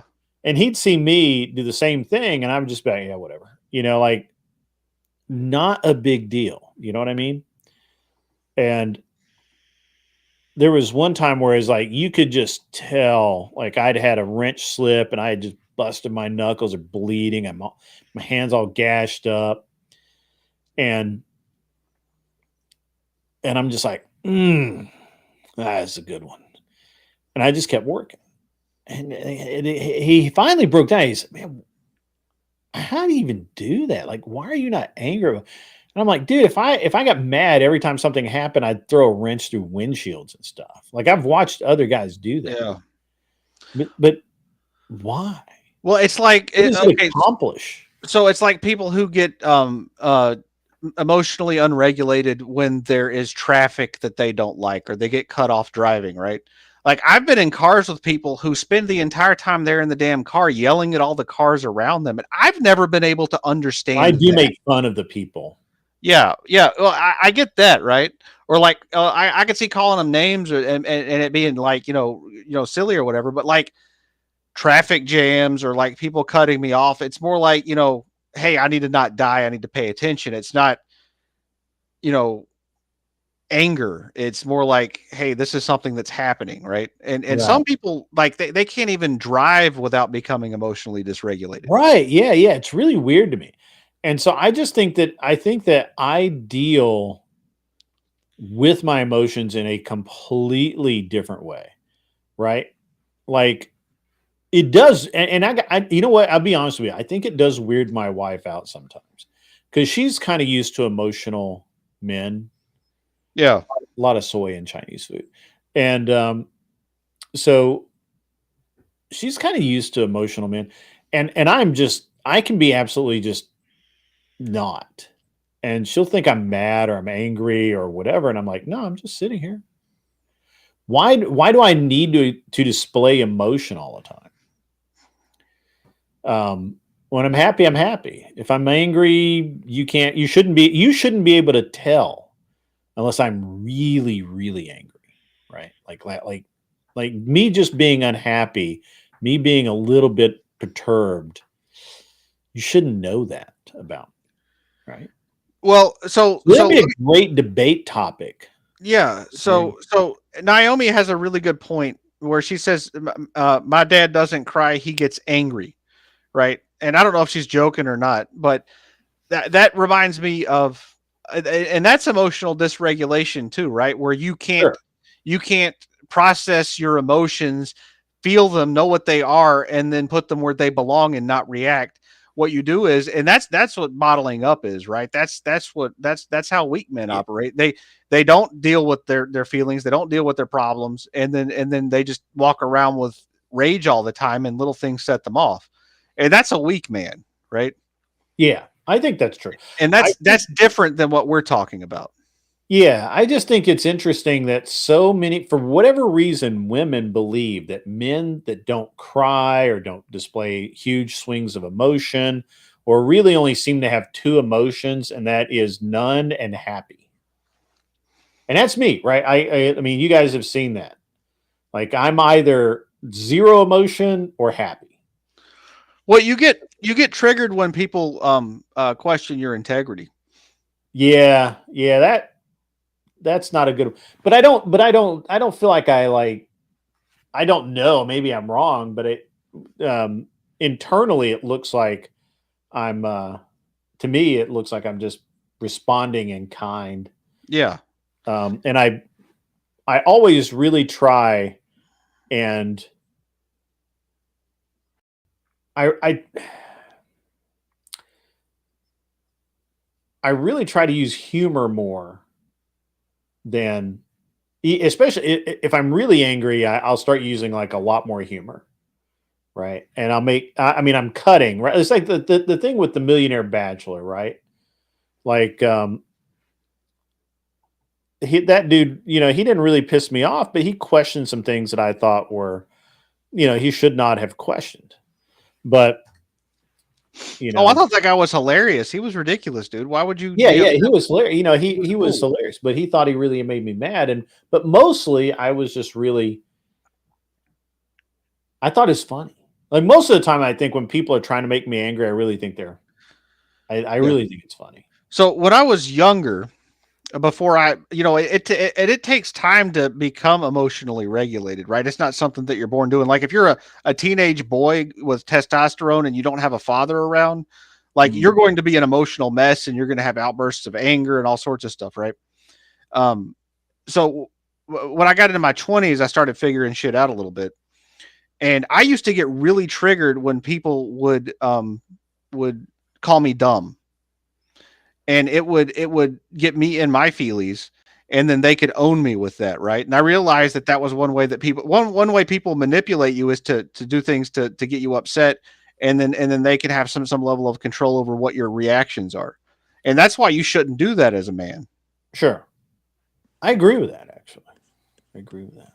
Steelman, again, to get the link to come up. Unless I already have you in my Discord and you could DM me directly, you will have to go to my Discord. You will have to go to the waiting room. You will have to say, mods, please give me the link. And then they'll give you the link. Just like that. Oh, what's up, Ben? How are you? What's up, guys? How's it going? Hey, Ben, I don't think we've been on a panel before. I'm gonna finish out the night. I'm gonna go do adult things with my wife, and probably get up late in the morning. Sweet. Seems good, right? Sweet. Yeah. Yeah, I think our default is anger as guys. I think before. Yeah, now I can agree with that. I used to. And I still, to some degree, still say that I'm. It's not that I'm perpetually angry, but there's no reason for me to be nice. You know what I mean? Like, well, that's just being low on agreeableness. Well, that's probably true, but there's no reason for me to be nice to people, right? Like, there's no, it doesn't make me a better person to be nice. Now, polite, yes, polite to some degree, hospitable, sure. Yeah, I think people nice get somewhere else. Yeah, I think stealing from Jordan Peterson, I think people confuse niceness or like confuse being a good person with being a weak person. Like sure. I'm high in agreeableness, so it's easy for me to like, just agree with what other people say and try to make everything cool. But that's not necessarily a virtue in certain situations. Did you take the Jordan Peterson personality inventory that he sells? It's like $10. No, but I did the big 5 or whatever that he talks about. So I'm high in agreeableness, high in extroversion, trying to remember. Oh, neuroticism I'm high in. So I'm basically a woman. That's what I'm trying to say. Yeah, I'll agree with that. You are basically a woman. Yeah. So I took the big 5 that Jordan Peterson sells. I scored a 9% in agreeableness. Jesus, yeah, there you go. So what that means is that I don't really give a fuck what anybody else has to say. It doesn't impact me in the slightest. Right. Yeah, and I'm trying to be more like that. That's why I like to come on here and try to disagree as much as I can, in good faith. It's not so much that it's not. I rank pretty high in disagreeableness. I know, but it's not necessarily because I'm just willing to say no to everything you say. It's just I feel like that you have to prove everything out, right? Like it's not my natural position to just say, yeah, okay, whatever. Right. Which I've learned a lot. I've learned to do that. I have really spent a lot of time learning, and it's taken a many years to just be able to say, yeah, whatever. It's cool. Yeah, and you can learn how to change. For example, so using the same, I scored a 14 on extroversion, right? I'm highly introverted, and you can learn how to do things that you're not comfortable doing, Ben. So even though you're a pussy, you can learn how to not be one. Damn, It's crazy. Anson going right for the throat. I'll tell you what's crazy though about being a pussy is I've got hair on my head and not my chin. So Yeah, you know what? That's all that testosterone Anson bled out for years. Paige comes in with a Canadian $5. Happy birthday to me. Hope you had a great birthday. I did have a great birthday, actually. yeah, People how would old not are you, think it Grid? was great, 60? but I had a great time today, so it's fine. You're 54. 54. There you go. Yep. Don't look a day under 60. I know, right? Did you do anything special today, or just normal stuff? Dude, I woke up, I took my kid to the bus, I went to the gym and worked out, pretty much as normal, came home, thought I was going to have time to get a shower, didn't have time to get a shower to take my other kid to preschool, and then I had to go to my to my lake house because we're Airbnb-ing it, we never use it, and so it needed to be cleaned up and everything, and I spent the entire day just puttering around the lake house getting it ready for the guests this weekend, and then went and saw my son shoot skeet, and he shot a 24 out of 25, which is really good. And I came home and went out to steak dinner with my wife, and which is why I was late starting the show. And now I'm here with you guys. So it's been a great day. It's everything I like in a day is just work. And I mean, I had a bunch of other stuff too. I went to the company that we're trying to buy right now. The guy literally sent us he likes our deal so much that he literally sent us an email today saying that basically that, well, I can't get it. I mean, it's under the NDA, but he loves the deal. I think everything's going to go forward pretty quickly, and it's going to be a good deal for me. So I reached out to salespeople. I reached out to because that's a position we're going to have to hire for is some sales guys, and man, I spent some time on the phone with various people, and I had a great day. I enjoyed working. I don't understand why people don't enjoy working.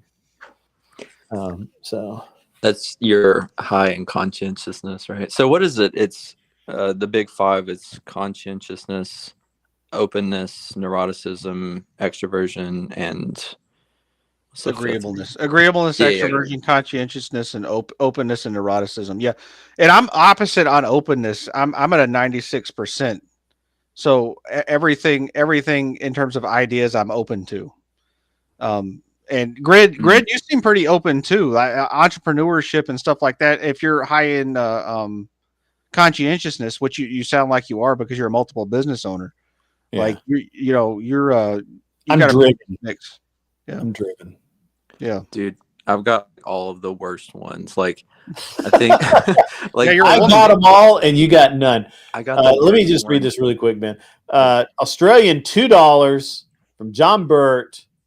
Happy birthday, young fella. Aries for the win. That's right. God of War. Just never forget it. Yes. Of I'm course, low. I have a lake house. Does it have a magic mailbox? What's a magic mailbox? I don't understand what that is. But yes, I do have a lake house. Works out. So Yeah, so I think people would prefer to be high in conscientiousness. I'm low in that. think people would prefer to be low in agreeableness, but I'm high in that.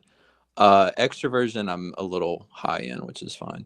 Neuroticism, I'm high in. I think people would prefer to be low in that. Yep. And openness, I think people would probably want to be high in, and I'm low in that. So, you know, it's a walking L. I don't know. Yeah. It explains why your humor is mid too. You have to be really low in agreeableness to have good humor. My humor's okay. I think it's all right. Yeah. It's just all y'all are autistic. That's the problem. Ah, man, that's hurtful almost. You can't tell me Lindsay's not autistic. Like, she's cool, but like, come on, like, she's a little. Who is it? autistic. Lindsay. Lindsay Smith. Yeah, gotta be. If she's not autistic, I don't know who is. I don't know. Lindsay doesn't like to be put in boxes, apparently. No. That's something an autistic would not like. Yeah. But anyway. All right. Yeah, Anson. right. So you have a YouTube channel, That's right? a great movie, Wade Boggs. That is it. I'd forgotten to, I forgot all about that movie. I thought it was called The Glass House, though.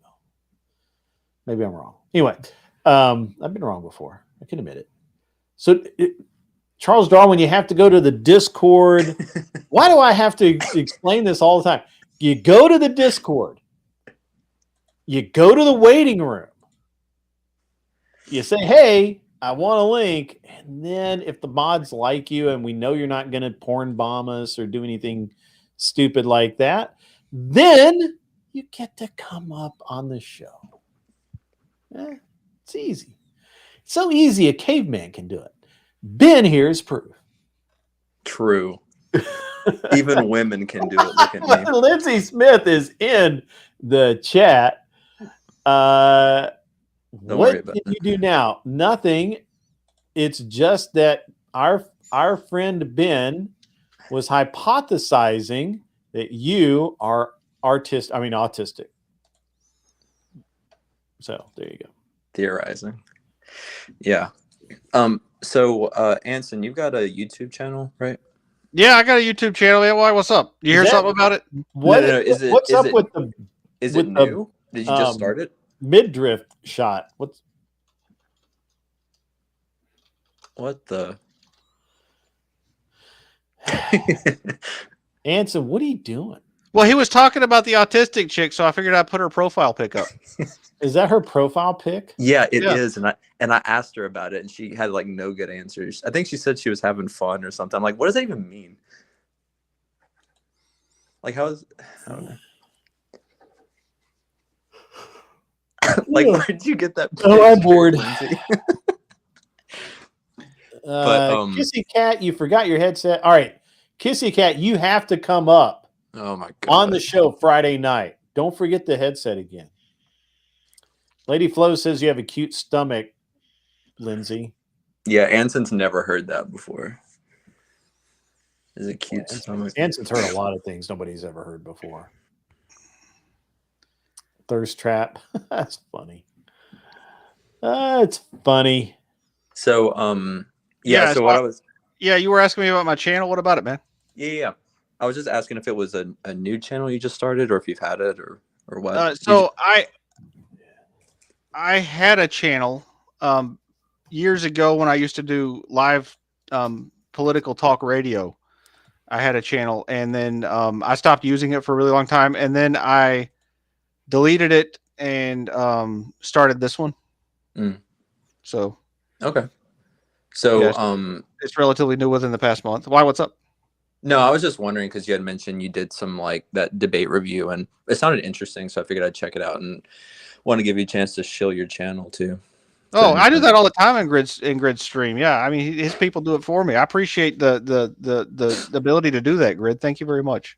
You know, that was actually a complaint that was levied, Anson, is that when I went on to another creator's panel who is a debater of sorts, to give them the glorious news that I now have a debate format. Apparently, although this person has not had the nutsack to tell me this, they felt like I was promoting my new show on their channel. Speakeasy.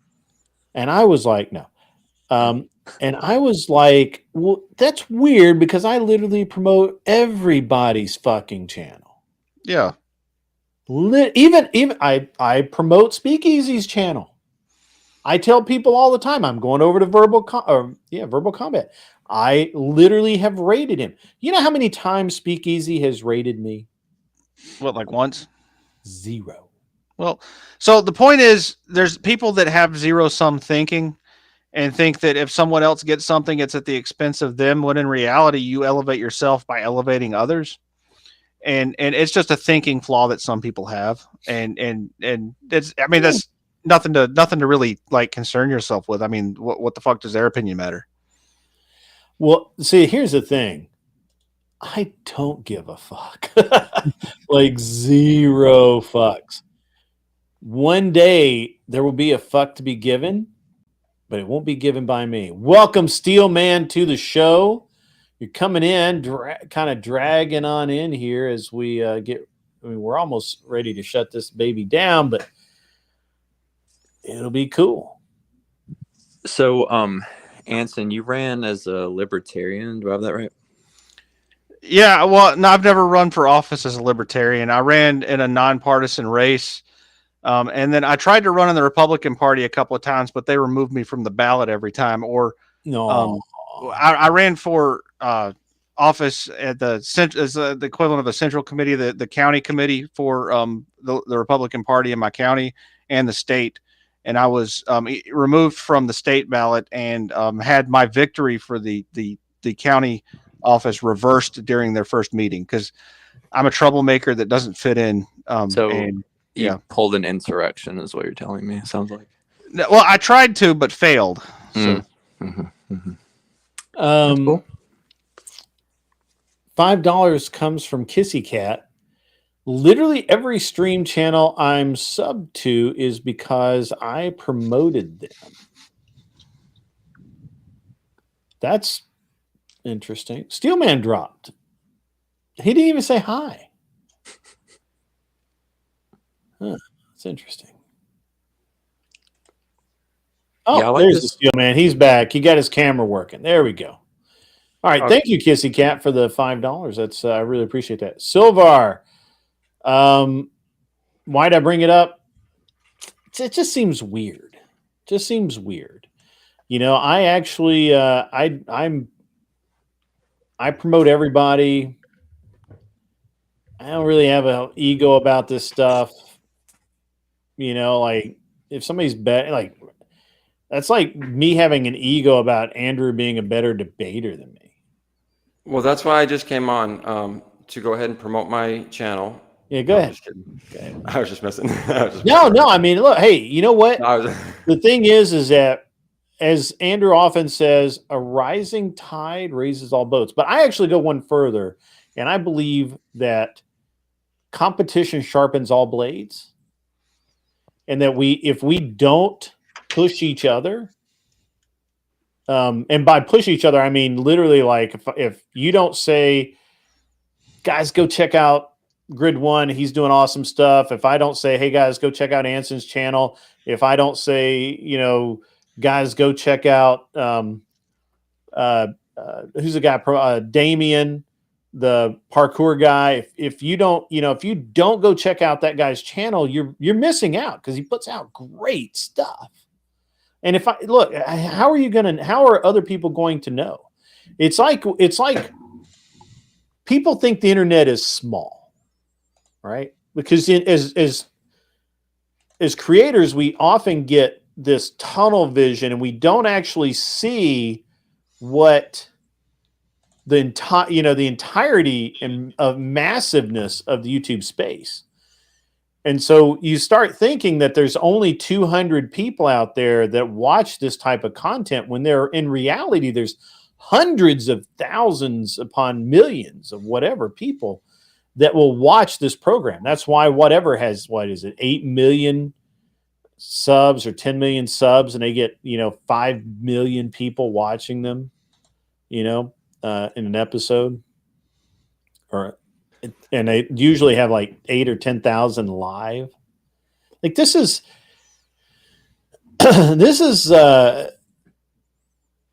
it's small-minded thinking. And I would rather promote other people's shows and have everybody do well than have one people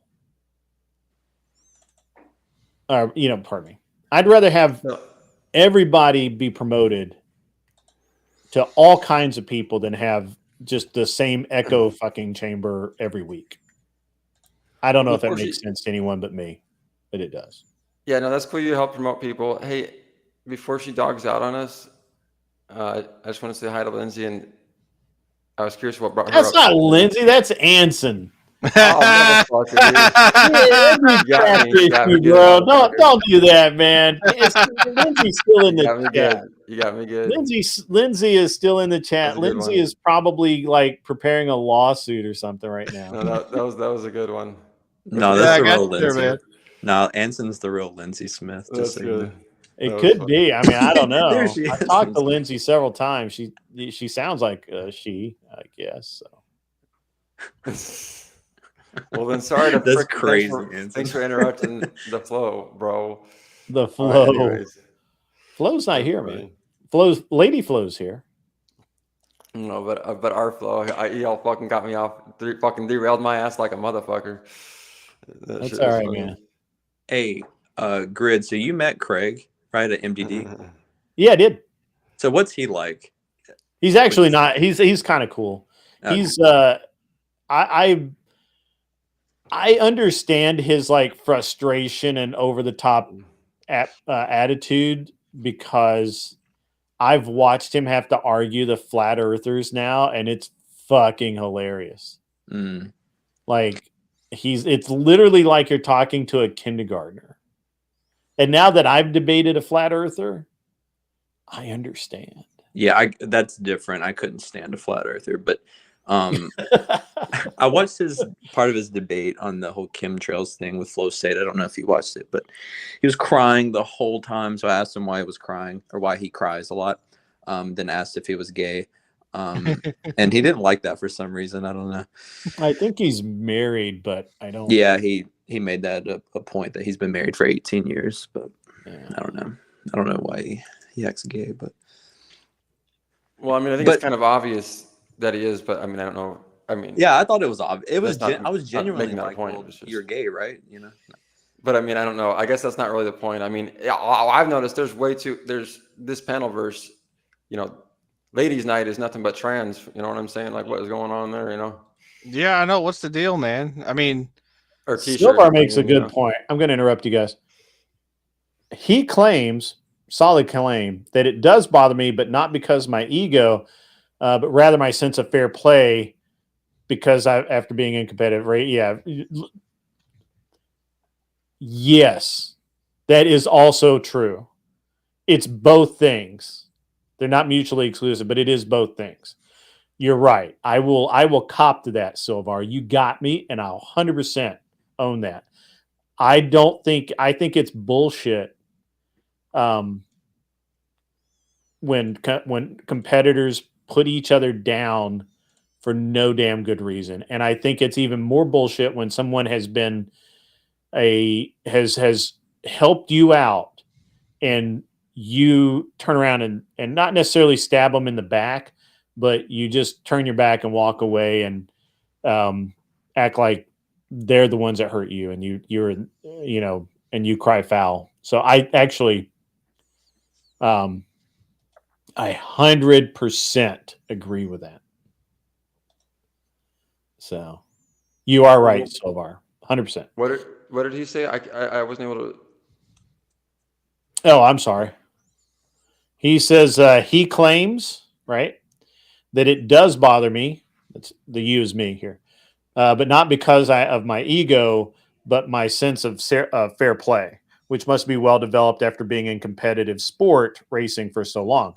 Yeah, I'm exceedingly competitive, like ridiculously competitive. But I temper that because I know most people really aren't. Right? Oh. How do you temper it? How do I temper it? Because I temper my lack of politeness by reducing my assertiveness. So I temper my competitiveness by being very selective on what I'm competitive on these days. And I just know when to let it go. The one thing about being competitive is that one of the first things you learn is you have to know how to lose. A bad loser will never win. Yeah. Right. Because you just eat yourself up. Well, you can't learn unless you admit that you've made mistakes too. That's why bad That's losers also true. don't do better, is because they don't accept their L and learn from it. Right. Yeah. And so like in racing, we never actually lost a race. We may not have finished first, but we didn't lose because every single race we ran, we learned something. We learned something about the car. We learned things about our competition. We learned that, we learned that this driver sucks. We don't use that guy again. We put a new guy in there. The driver was the easiest part of the car to change because they got in and out under their own power, self-installing, and there was always one in stock. So we never had a shortage of them. You would agree.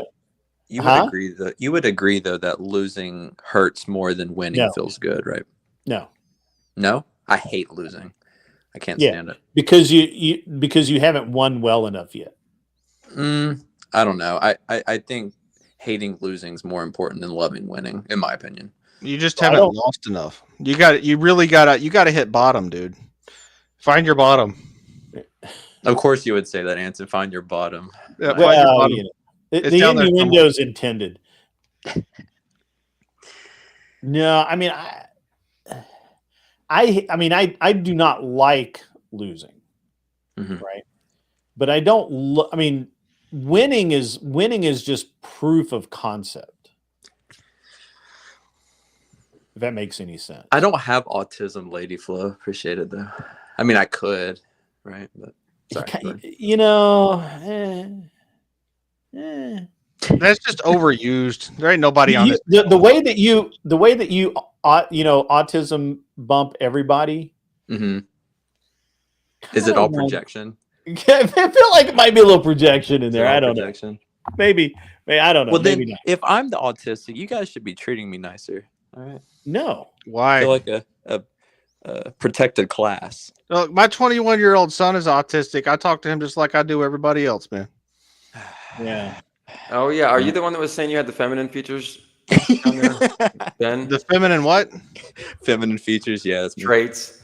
Dude, don't let them fucking sell you on the fact that you're a woman, dude. I heard some of that shit and I wanted to tell you that. I was like, dude, they're trying to create this, idea that if you don't, they're trying to trans me, bro. I know where I've seen this man from.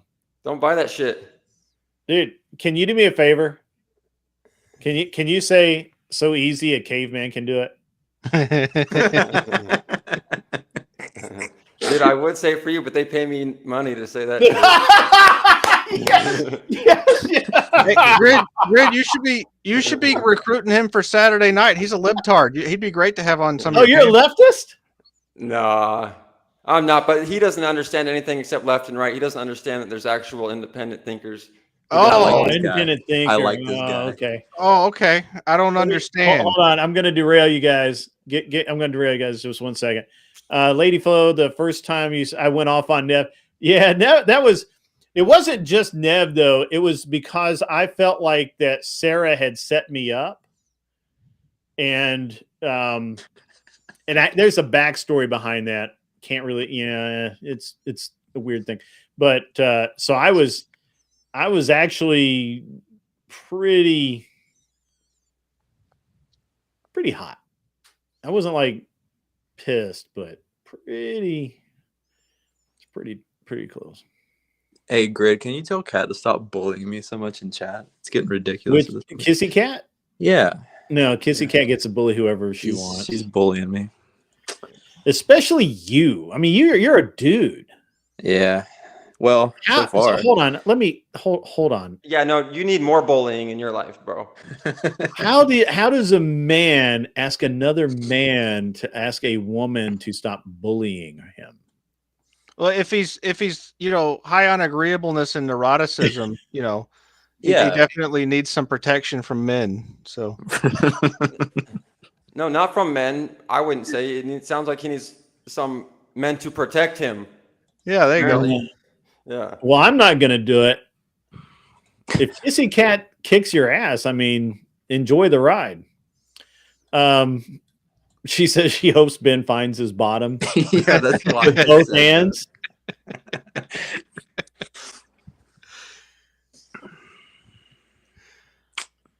Yeah. that. Well, Yeah, Stillman, finish. Tell me what I don't understand. I love hearing I'm what sorry, I I don't interrupted you guys.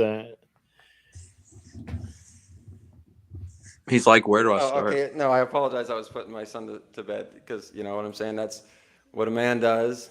But a lot of people in this panel verse don't realize. You know, they think that's all a woman's job. They want to try to, you know. And I'm getting a little off topic of what you're saying, but in this panel verse, everyone wants to say a man's job is this and that and the other thing, and it's just such a joke when it comes to reality. Yeah. You know. But as far as getting back to what you were, I didn't actually follow that. So what are you saying is You a man's job, or?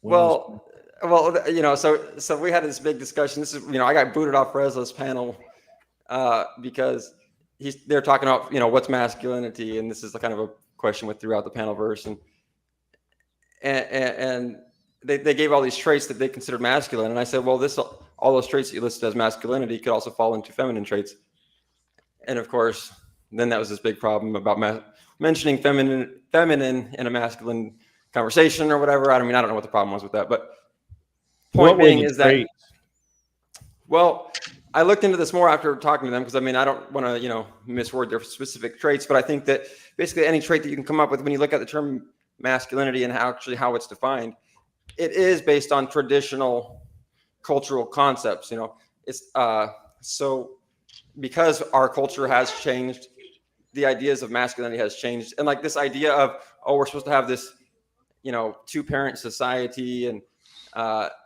this is the perfect system, and that men have this role, women have this role. This is all just like this specific cultural ideal, in my opinion, you know, that isn't really founded in complete logic or reality. This is kind of ironic because hold on. Nothing you said has been logical. So how is you're claiming that masculinity doesn't follow logic, but you haven't made a logical? Well, I'm not saying masculinity doesn't follow logic, but that masculinity actually follows traditional cultural norms.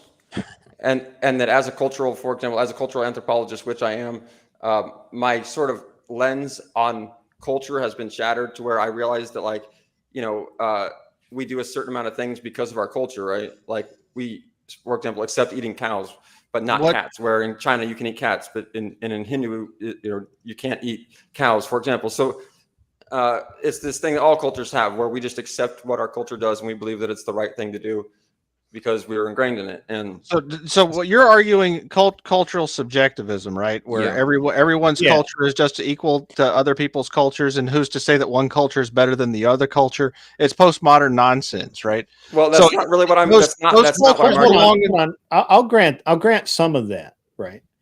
But why is it that in almost every society, right, it's a patriarchy. The patriarchy reigns supreme. Yep, almost always. Well, basically always. Well, literally, like, even there's no such thing as Amazons. We all know that, right? Like, right. there was not a secret race of Well, women that didn't that ruled a bunch of men. That didn't happen. So since patriarchy literally has been the root of every society, right? How is it that how do you rationalize a way that masculinity is just a cultural subjectivism issue? Well, I'm saying that based off of the literal definition, because after we had this discussion, I thought we're all trying to debate this. I thought, what is it masculinity defined as? And it's literally defined as these traditional cultural concepts, from what I understand, from what I read from these definitions, like from dictionaries, you know. And so that's why I think people aren't understanding the concept of what true masculinity, or what we are discussing masculinity as, versus what it actually is, you know. Can I translate for you, Steelman, and Steelman your position? All right. So, I like that. So what you're saying is that the definition culturally of masculinity is a social construction. Mm-hmm. And not just the cultural definition, but the definition that's like in Webster's dictionary. Yeah. Yeah, well, exactly. I don't appeal to the dictionary when I'm making debate Yeah. topics and conversations. Well, that's what when we're defining the word, though. Then that's what I'm saying. And then when they're trying to define the word by giving it the characteristics that you can't I only can't apply to define a men. word by a book written by a bunch of leftists that have never left an office. So, how about can we use the Bible to define masculinity? I would love to if it actually does. That would be a great. I would. Does it not? Does it not? May. I mean, I don't recall that specific word. The problem that I'm having is even if you define masculinity based off of culture, if culture is predicated on biology in which we all share, then why couldn't you say masculinity is a biological construct? Well, Arthur Dye is fighting this from science, so. That's what I was arguing. In a way, I argued the only way that I can really define masculinity is through, like you said, biological features, like the parts of a male, right? Like a physical feature. Well, right. Okay, so actually, Andrew covered this morning, and man, you're gonna have to come back on Saturday and debate in the battle thing that I do. But I like where you're going with this, except you can assign masculine traits to females. You can have a woman who is very masculine, but that doesn't make her masculine. Or correct? I'm with you. I mean, I'm following. Well, okay, so if rabbits, bears, otters all have fur. Bears eat rabbits and otters swim. They're not the same thing. But what? So you can have a trait and it not be the same thing. Like, can you give me a trait that you would consider masculine that I couldn't label as a feminine trait? A feminine trait, yeah, bone structure to start with. Well, so that's what he's talking about. The physical features we can definitely agree are we can say male and female physical features, and we can attribute those masculine and feminine features. But that's it. Right? The biology. Women. Okay, we can go deeper. We can say hormonal imbalance. But how are they expressed? Like, I'm going to give you one example that I thought. Are you serious? No, I'm saying like an example that we see. Like, how is it expressed? Like, let me give you an example. They were saying things like leadership or like giving characteristics, right? Well, leadership isn't a characteristic. Leadership at best is a trait, and I don't know that it's even a real trait. But for example, women can be leaders, but that's why I said that. Women in general have a tougher time balancing their hormonal levels, which makes them far more emotional, whether they want to be or not. I know a lot of women who truly want to be stoic and have a lot less emotional, and they can't be that. They can't. Okay, yeah, but I think here's what I actually think. I think that men get more intertwined and more emotionally involved with women, and so they perceive them that way. But when we look around, we actually realize that men are also like crazy, illogical, beings.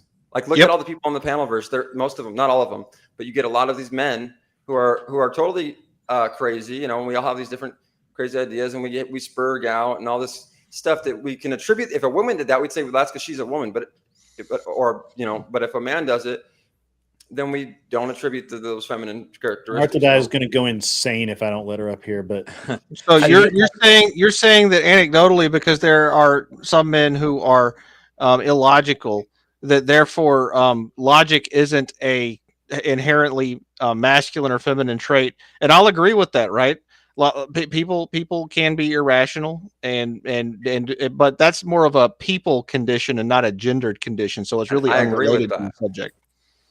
Well, that's exactly what I'm saying. Is that things like leadership are definitely masculine because testosterone is a biological thing that exists within men that force them into positions of assertiveness, risk taking, all of those things. Let me follow you with that for a second. Let's say men are natural leaders.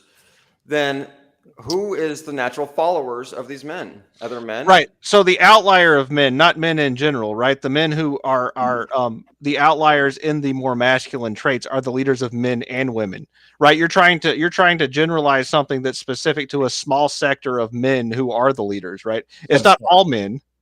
Well, so you're actually specifically saying it's like the outliers who are leaders. Yeah. So in general, men are not leaders. In general, men are followers. Yeah, just like in general, but in general, men are more followers than women are in general, is what I'm saying. Well, I was going to actually argue the exact opposite way. I was going to say that you could argue that leadership is more of a masculine quality because more men than women are leaders.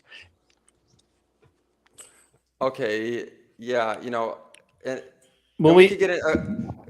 I could simply ask you to point out an effective female leader. Okay, well, what if I were to say we have like a causation correlation issue? Even like we could be attributing, we could be like, what if we were to say like that women actually have more power because they hold, you know, the power over men, and so men are actually incentivized. Women don't hold power over men at all. Yeah, unless they're weak. Well, what about through? Okay, but most men are, right? I mean, can't most? No, most men are not weak. Okay, a subset of men are weak. Just you keep trying to take a subset and make it apply to everyone, and you know that's bad science. All right. Stop doing. I don't know. Maybe you're right about that. Maybe I can see to the point that throughout history we see more men in positions of power. Leadership. Name me one effective female leader. Well, I don't know if there's one effect. Well, it calls it effective, but okay, yeah. No, I mean, the only real leader I know is Cleopatra, and I don't think she was. I don't know how her effectiveness. She didn't really lead. She just fucked a bunch of dudes. Yeah. Well, Janet Reno, she was a good, strong female leader. Yeah, Kamala Harris was a pretty good female leader, right? Yeah.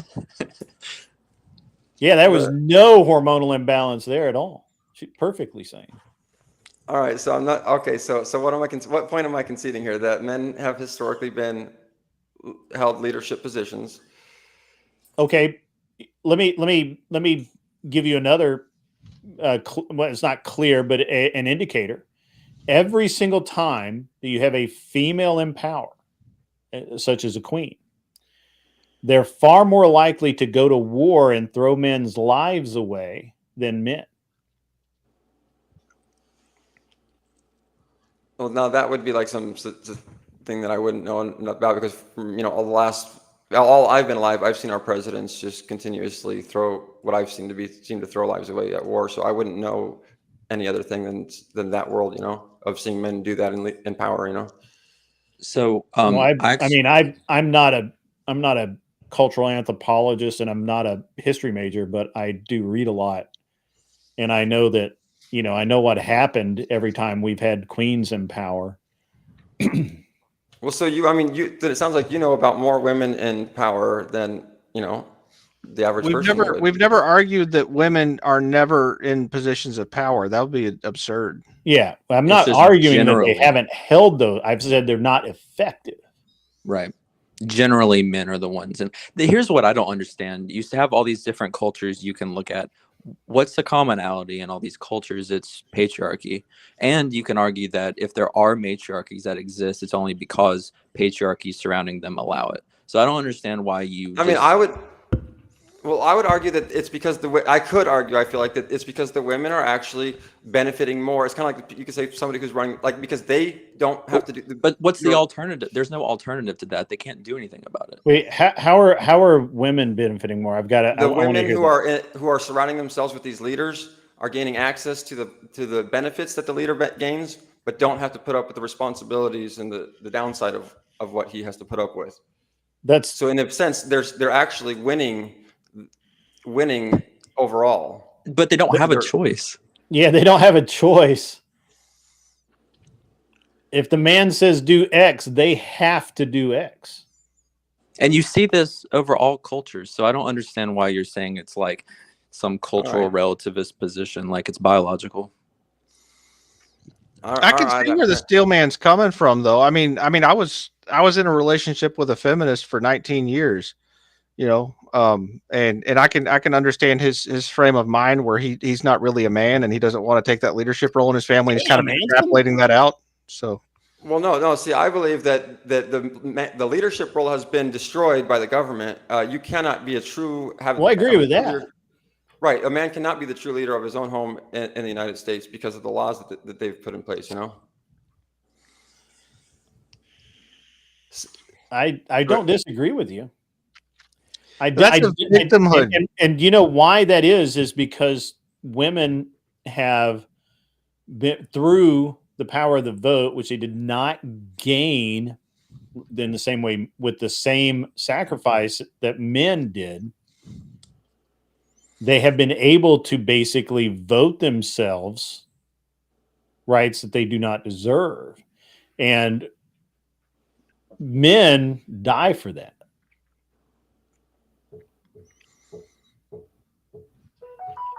We're inching closer to my area grid. I know. You gotta close the stream down, Grid. Your birthday's almost over. I know. Your annual nookie.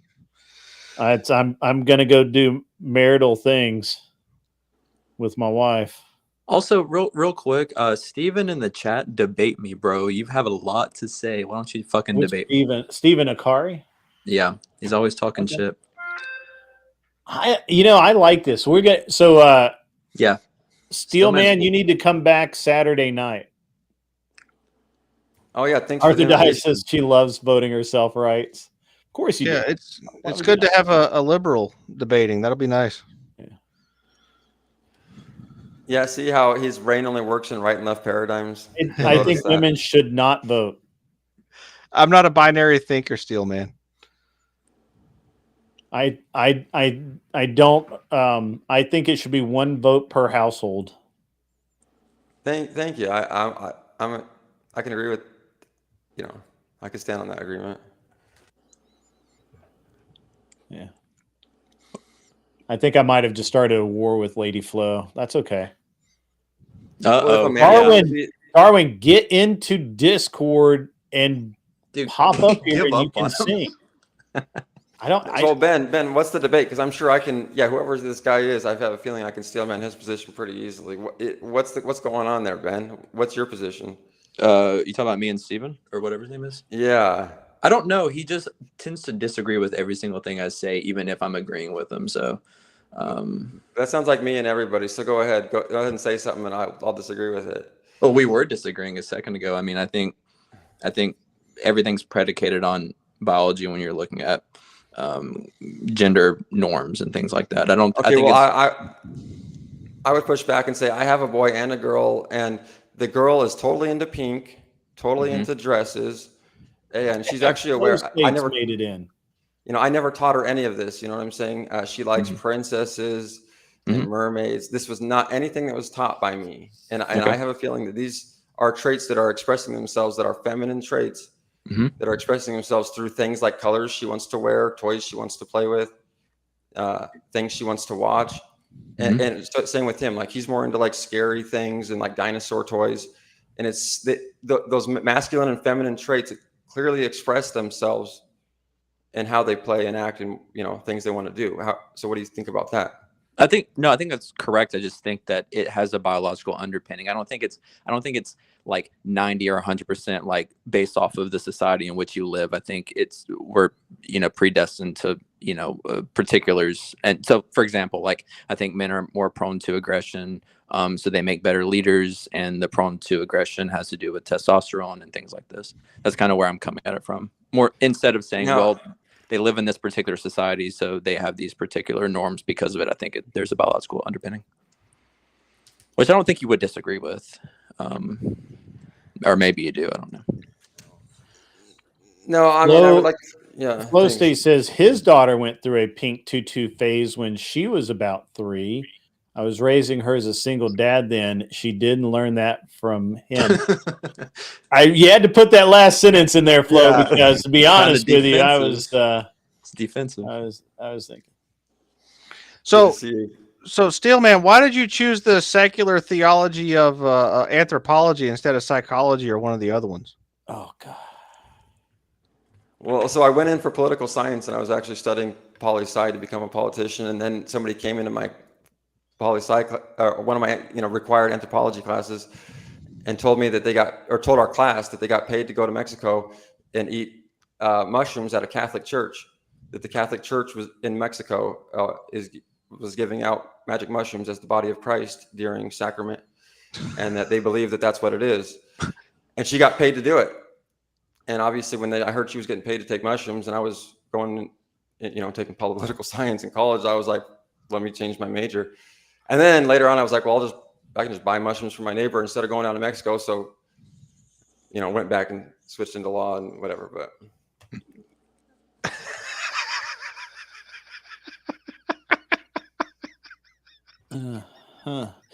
I have a degree in I have a dual degree. I have a degree in I have a bachelor's in psychology and in criminal justice. And I was going to go to law school and decided that it was too much effort.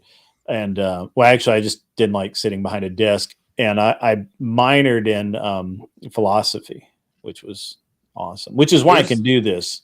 Here's the real question. Which major has the hottest women? Because I've heard psychology. And the thing is with psychology, it's like it's got the biggest variance, I think. It's got the ugliest, fattest women and then the hottest women. I don't know. And the craziest ones.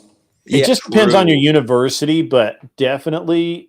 So I was in your position, Ben. I started, I was a hard science guy, right? Like chemistry, physics, all that stuff. I was doing environmental science and technology. I was going to do environment. I was kind of set to do field and lab work with a company. It was literally called Environmental Science. And then I realized how many fucking moronic hippies were in the hard sciences, especially biology. And biology is kind of a joke. It was so nuts. And I was like, if I'm going to be surrounded by a bunch of nut jobs, at least they need to be attractive nut jobs. Yeah. So then I started looking around, and it was a close call between the business department and psychology. And I went with psychology. It was a toss-up, though, because some of the chicks in getting their business degree was they're pretty hot. They were there for their MRS, to be honest. So we've got one guy who selected his major because of hot chicks, and one guy who selected his major because of magic mushrooms. What about you, Ben? Yes, it's hard to compete with that. I studied engineering, and then I switched and got a degree in math. So it was a total sausage fest. So yeah. Why did you do that? There are no girls in math. Yeah, somebody should have told me that. What it was, there were like 3 girls, and it didn't matter how hot they were automatically hot because there were only 3 girls, if you know what I'm saying. Right. Yeah. So why math though? Why did you switch? So this is not going to be a great answer, but I liked the math and science of engineering, but I suck with like putting things together with my hands like a woman. You're perfect to be an industrial engineer. And so I switched to math because I had like all the credits, and then now I do like analytics stuff, which AI is going to take over pretty soon. So that's actually one of the more analytical reasons that I went to psychology was because more of my science credits transferred into the psychology degree. It just makes for a lame story, But seriously though, it was literally down to how hot the women were. Because Stillman really brought it home for me because he said they have the craziest women, and crazy means hot. So it's a crazy hot matrix. Yeah, crazy hot matrix never fails. Yeah, never fails. Yeah, but then you're going to end up either paying child support, or raising kids on your own. So you want to get a girl that like doesn't have a career, and that will just fucking listen to you and stay home, like he's talking about. Hell, I like your thinking. Cavemen really do know what they're talking about. I'll tell you what. How often do you get people with that run that joke by you there, Steve? It was a good joke, Grid. It was a good one. Oh well, I get the caveman joke all the time, but that doesn't lay it out quite as well as you, I suppose. Yeah, it was solid. 10 out of 10. But so that's where I come in, man. Is that chairman of the board? As you might have noticed, is that you get a lot of these people on here who are debating their left and right paradigms, and they're getting all their perspectives from talking points and from the news. And when you're coming from this cultural perspective, where you realize that we are actually discussing this shit within our cultural paradigm, and that no one's actually looking at a holistic perspective, for the most part. What the hell? It's time then to you can close. pretty much challenge everybody's view. Good night, Grid. Oh, man, you guys pulling one over on me. I just hate the idea of like, oh, these people playing left and right. I'm different. Like, it's fine to you can see both sides. He's right, Ben. Yeah. He's right because politics isn't a linear binary choice kind of thing. It's more of a sphere when you look at it in political science. Because people fall into all sorts of different categories, both on left and right, and on authority and anarchy, and there's other ways to look at it in addition to that. So it's not binary. And Steelman, I kept calling you a libtard because you're obviously not normal, and that's just what I call not normal people. No, I don't worry, he calls going himself around. that too. I call him autistic. Not you, but generally people that are different. Ladies and gentlemen, it is time for me to call it a night. I'm going to send you over to Project VO Pod, where my man Rob Knorr is wiping the floor with Fatty. Team Fatty is down. He doesn't know it yet, but he is cooked. It's going to start sizzling any second now, but you guys be there to see it and watch it. It is closing time. I got to go. I will be back tomorrow at noon. I think I'm supposed to have a meeting tomorrow, but I'm trying to get out of it. And on the other side of this, Friday, we'll have the regular Friday show. Saturday will be the Cool Kid show. It's the Signal Syndicate. It is a single round elimination, round robin debate panel. Blood sport, 100%. It's a great format. You guys will love it. If you haven't done it, you should. In the meantime, be cool, wear glasses if you need them, and get off my lawn. Good to see you guys. Thanks.